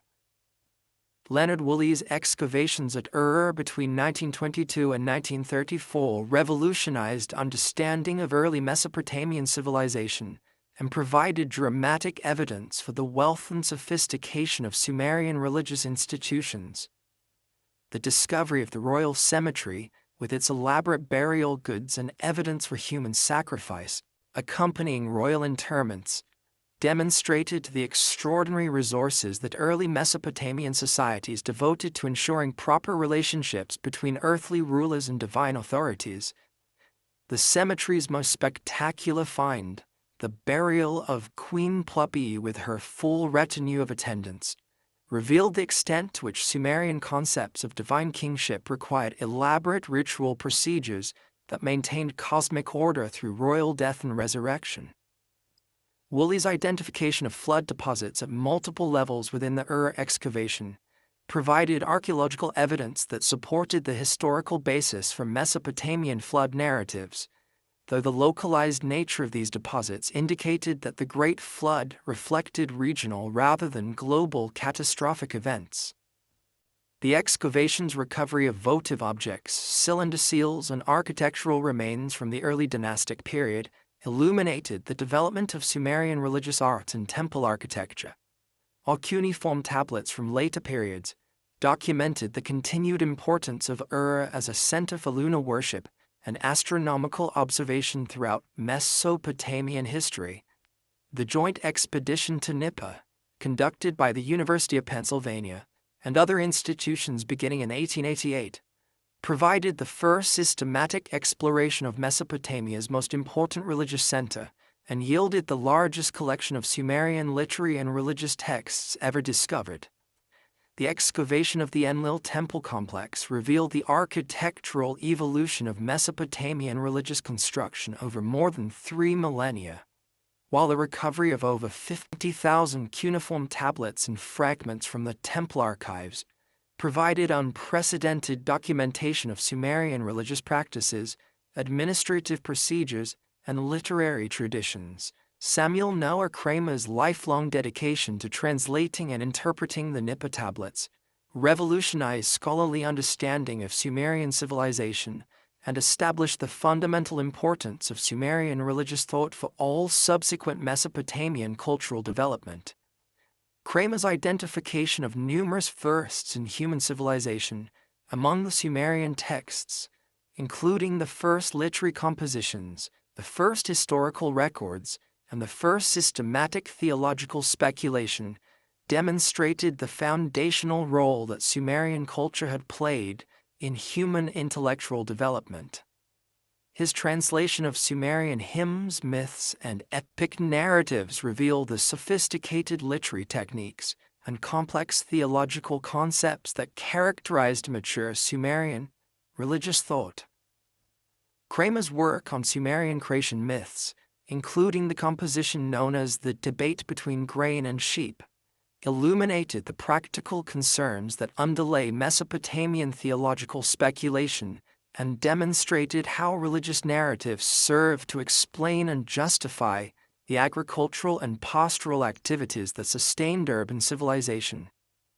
His translation of texts describing the sacred marriage between Inanna and Dumuzi provided detailed information about ritual practices that renewed divine authority and ensured agricultural fertility, while his work on Sumerian flood narratives revealed the theological tensions that had led to divine decisions to destroy and recreate human civilization. Thorkild Jacobsson's comparative analysis of Mesopotamian religious development provided the theoretical framework that enabled scholars to understand the evolution of Anunnaki theology, from its earliest Sumerian origins through its final transformation during the Hellenistic period. Jacobsson's identification of distinct phases in Mesopotamian religious thought, from the early democracy of the gods through the later emphasis on individual divine supremacy, explained how changing political and social conditions had influenced theological development, while maintaining essential continuity in basic religious concepts. Jacobsson's detailed analysis of Mesopotamian creation myths revealed the sophisticated political metaphors that underlay apparently simple mythological narratives, demonstrating how stories about divine conflicts and cosmic organization reflected contemporary concerns about earthly governance and social order. His work on the Atrahasis epic illuminated the economic and demographic pressures that had shaped Mesopotamian thinking about divine-human relationships, while his analysis of the Enuma Elish revealed the theological innovations that had enabled Babylonian scholars to adapt traditional religious concepts to serve imperial political requirements. The discovery of the library at Sultan Tepe in southeastern Turkey during excavations conducted by Seton Lloyd and Nuri Gökçe in the 1950s provided scholars with additional copies of major Mesopotamian literary works and revealed the extent to which traditional religious texts had been preserved and studied in provincial centers throughout the Assyrian Empire. The library's collection of canonical literary works, including multiple copies of the Gilgamesh epic and various Anunnaki hymns, demonstrated the systematic efforts that Assyrian scholars had made to preserve and standardize Mesopotamian religious literature. The Sultan Tepe tablets included commentaries and scholarly analyses of classical texts that revealed the sophisticated interpretive techniques that ancient scholars had developed for understanding complex mythological and theological concepts. These commentaries provided modern scholars with ancient explanations of obscure references and technical terminology, enabling more accurate translation and interpretation of difficult passages in major literary works. The library's preservation of both canonical texts and scholarly commentaries demonstrated the continuity of intellectual tradition that had maintained Mesopotamian religious and literary culture across multiple centuries of political upheaval. French excavations at Mary, conducted by André Perrault beginning in 1933, uncovered a major administrative center from the Old Babylonian period and provided extensive documentation of religious practices and political relationships during a crucial period of Mesopotamian history. The palace archives at Mari contained over 25,000 cuneiform tablets that documented diplomatic correspondence, administrative procedures, and religious activities that illuminated the practical operation of divine kingship and temple administration during the early 2nd millennium BCE. The Mari letters included detailed accounts of prophetic activities and divine communication that revealed how Mesopotamian rulers maintained relationships with patron deities and sought divine guidance for political and military decisions. These texts provided concrete evidence for the practical operation of theological concepts that had previously been known primarily through literary and mythological sources, demonstrating how beliefs about divine authority translated into actual political and administrative procedures.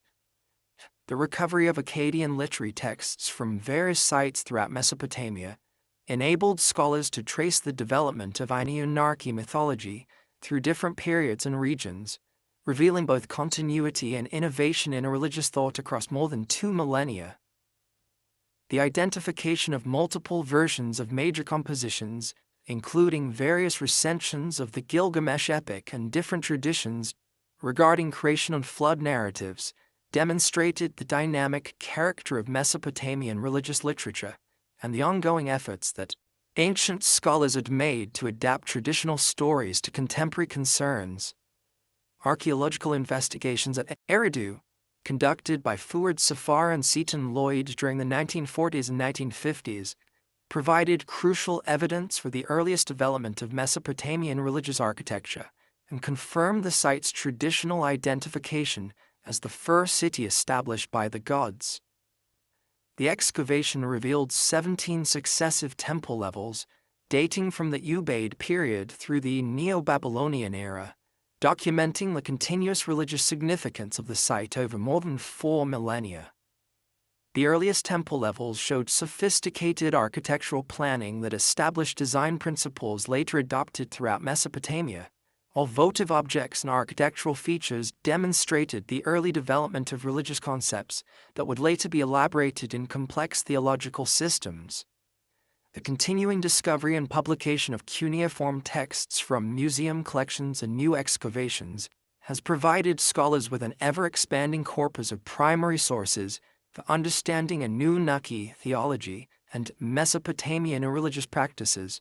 Major text editions, including the ongoing Chicago Assyrian Dictionary Project and the Pennsylvania Sumerian Dictionary, have made possible increasingly sophisticated analysis of religious terminology and theological concepts, while improved understanding of Mesopotamian historical development has enabled more accurate contextualization of religious texts within their original cultural and political settings.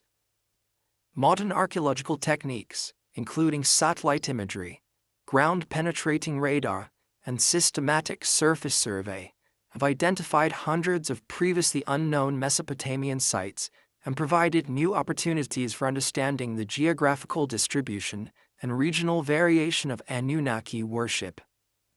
These technological advances have enabled archaeologists to investigate sites that were previously inaccessible, while minimizing damage to fragile archaeological remains, ensuring that future generations of scholars will have access to well-preserved evidence for understanding ancient Mesopotamian civilization. The integration of archaeological evidence with textual sources has created increasingly sophisticated understanding of how Anunnaki theology developed within specific historical and cultural contexts, while comparative analysis with other ancient Near Eastern religious traditions has illuminated the distinctive characteristics of Mesopotamian religious thought. This multidisciplinary approach has revealed the complexity and sophistication of ancient Mesopotamian civilization, while demonstrating its fundamental importance for understanding the development of human religious and intellectual culture. The systematic recovery of Mesopotamian textual and archaeological evidence throughout the 19th and 20th centuries established a solid academic foundation for understanding the historical role of the Anunnaki within ancient Near Eastern civilization. Contemporary scholarly consensus recognizes these deities as central figures in the world's earliest urban religious systems, representing sophisticated theological concepts that governed cosmic order, political legitimacy, and social organization throughout 3 millennia of Mesopotamian history. Leading Assyriologists including Jeremy Black, Andrew George, and Mark van der Meerup have demonstrated through careful textual analysis and archaeological correlation that the Anunnaki functioned as administrative deities whose authority encompassed both celestial phenomena and terrestrial governance, creating integrated systems of divine kingship that sustained the world's first complex urban societies.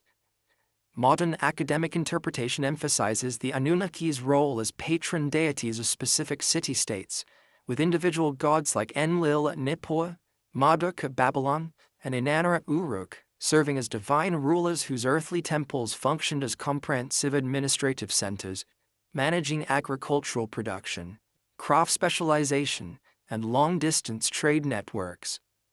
Archaeological evidence from sites like Girsu, Nippur, and reveals the massive economic infrastructure required to support these religious institutions, with temple complexes employing thousands of workers and controlling vast agricultural estates that generated the surplus wealth necessary for monumental construction projects and elaborate ritual cycles. The theological sophistication of our Anunnaki worship emerges clearly from comparative analysis of creation myths, flood narratives, and divine genealogies preserved in cuneiform literature, spanning from early dynastic Sumerian compositions through Neo-Babylonian scholarly commentaries. These texts reveal systematic theological thinking that addressed fundamental questions about cosmic origins, divine authority, human purpose, and moral order, through complex mythological narratives that serve both religious and political functions within Mesopotamian society. The Atrahasis epic's account of human creation as divine laborers, the Enuma Elish's justification of Babylonian political supremacy through Marduk's cosmic victory, and the various flood narratives' exploration of divine justice, demonstrate the intellectual rigor that characterized mature Mesopotamian religious thought. Academic research has also illuminated the historical development of Anunnaki theology through successive periods of political and cultural change, revealing how these religious concepts adapted to serve different social needs while maintaining essential continuity across millennia of historical transformation. The evolution from early Sumerian concepts of divine democracy through later Babylonian emphasis on monarchical divine authority reflects changing political realities, while the integration of foreign deities into traditional Anunnaki hierarchies during periods of cultural contact demonstrates the flexibility that enabled these religious traditions to survive conquest and demographic change. However, the academic understanding of Anunnaki as historical religious phenomena has been overshadowed in popular culture by alternative interpretations that treat these deities as extraterrestrial visitors who influenced early human civilization through advanced technology and genetic manipulation. These theories, popularized primarily through the works of authors like Zecharia Sitchin, Erich von Däniken, and more recently Ancient Aliens television programming, propose that Sumerian texts describing divine activities should be understood as literal accounts of alien intervention rather than mythological narratives expressing religious and political concepts. Sitchin's translation and interpretation of Sumerian and Akkadian texts, beginning with his 1976 publication The 12th Planet, claimed to reveal evidence for an additional planet called Nibiru, whose inhabitants, the Anunnaki, traveled to Earth approximately 450,000 years ago to mine gold needed for their home planet's atmospheric maintenance.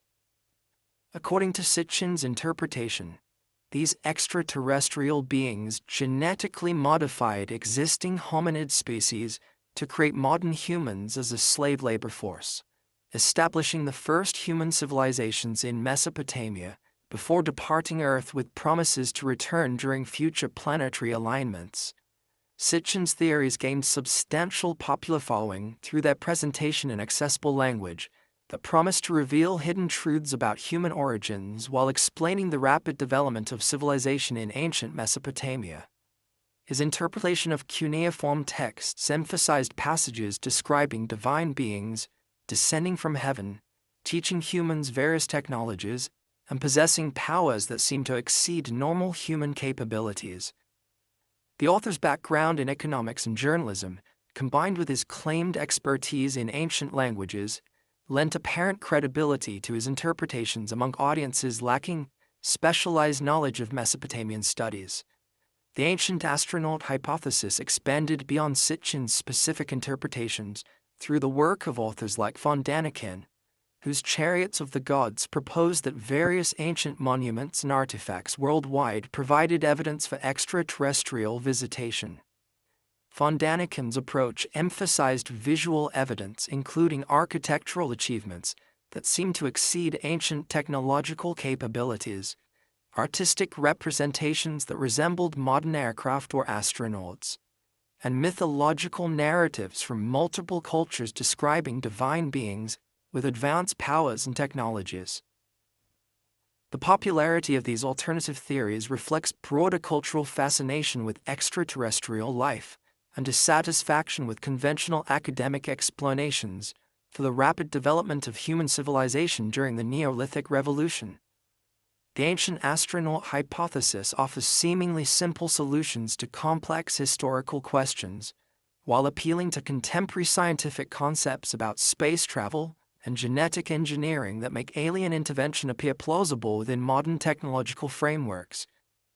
Professional Assyriologists and archaeologists have consistently rejected these alternative interpretations through detailed analysis of the linguistic, archaeological, and historical evidence that contradicts extraterrestrial visitation theories.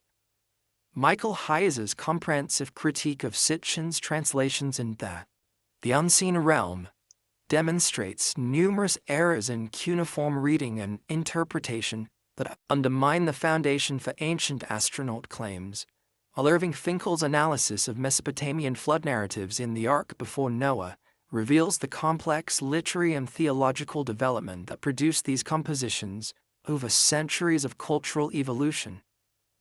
The archaeological record provides no evidence for the advanced technologies that would have been necessary for interplanetary travel during ancient periods, while the gradual development of Mesopotamian civilization through successive cultural phases contradicts claims about sudden technological advancement through alien intervention. Excavations at sites like Tel Essaouan, Chogramami, and early Uruk reveal the incremental development of agricultural techniques, craft specialization, and urban organization that produced the complex societies documented in later historical periods. Despite academic rejection, ancient astronaut theories have profoundly influenced popular culture through their incorporation into science fiction literature, television programming, and internet-based alternative history communities. The History Channel's Ancient Aliens series, which has produced over 200 episodes since 2009, presents these theories as legitimate scientific hypotheses worthy of serious consideration, featuring interviews with proponents alongside dramatic reenactments and computer-generated imagery that creates compelling visual narratives supporting extraterrestrial interpretation of ancient evidence. The series format typically presents conventional archaeological and historical evidence, alongside alternative interpretations that emphasize unexplained aspects of ancient achievements, creating false equivalences between established scholarly consensus and speculative theories lacking empirical support. This presentation strategy appeals to audiences skeptical of academic authority, while satisfying entertainment preferences for dramatic narratives that promise revolutionary revelations about human history and cosmic significance.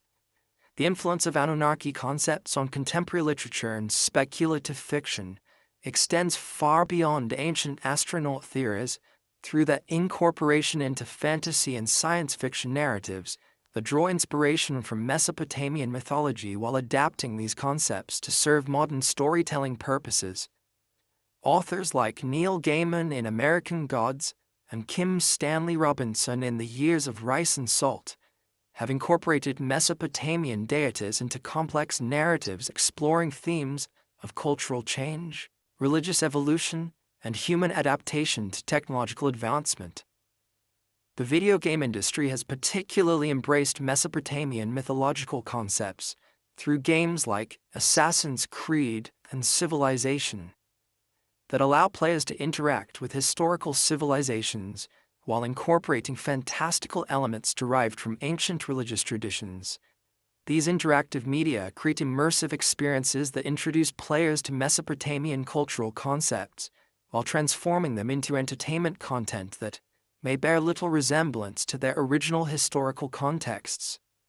Contemporary neo-pagan and reconstructionist religious movements have attempted to revive authentic Mesopotamian religious practices through careful study of cuneiform sources and archaeological evidence, creating modern religious communities that honor traditional Anunnaki, while adapting ancient practices to contemporary social and legal contexts. The Mesopotamian Reconstructionist movement, though relatively small, includes practitioners who have learned cuneiform script, studied ancient ritual procedures, and created modern adaptations of traditional ceremonies that maintain theological continuity with ancient practices.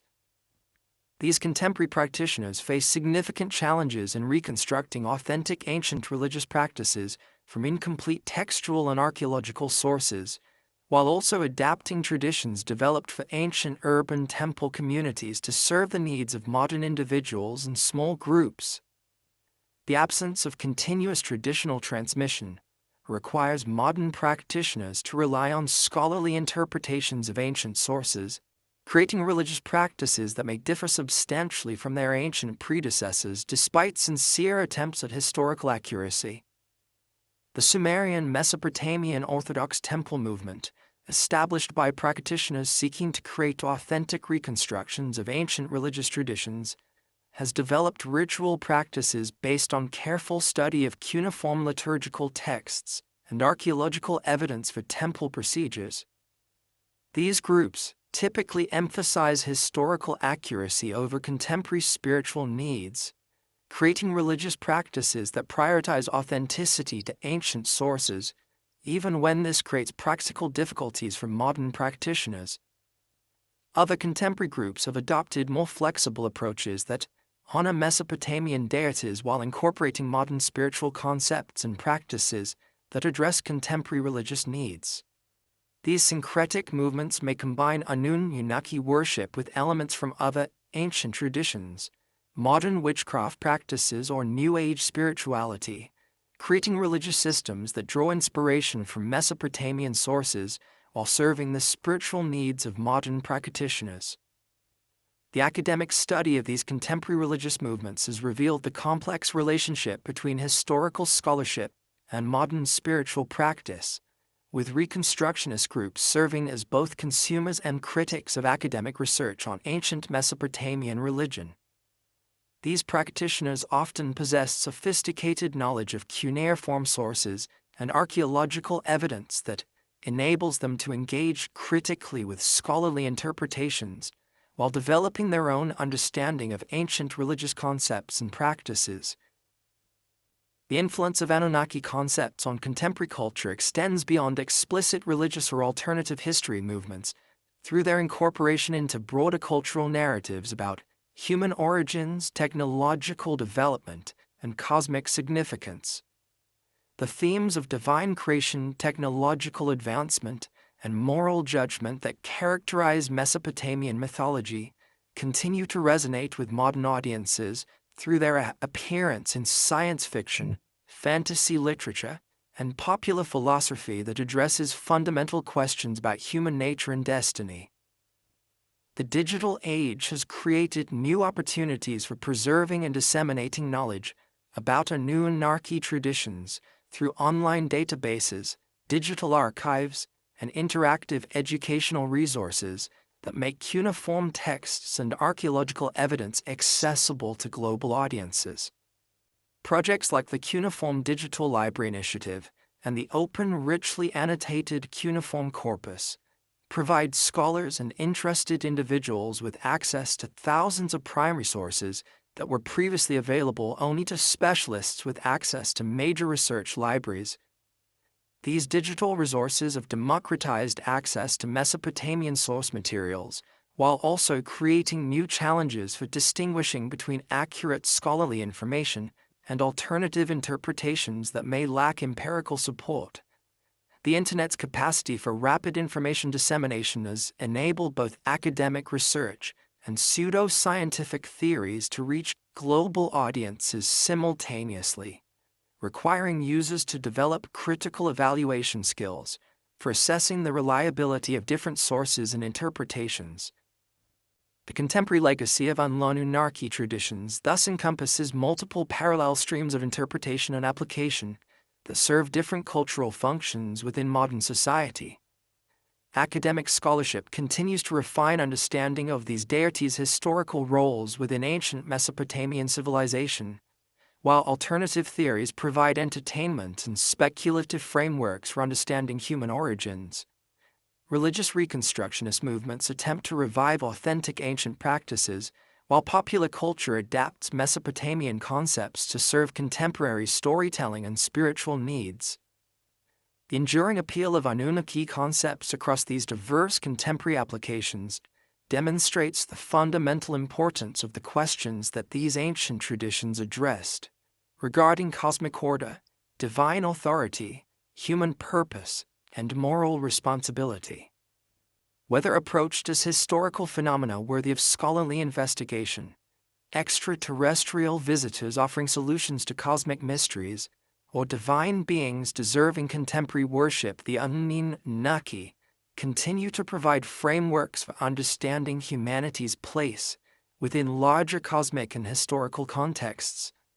The scholarly consensus regarding Anunnaki as sophisticated theological concepts developed within the world's earliest urban civilizations provides the most reliable foundation for understanding their historical significance and continuing relevance.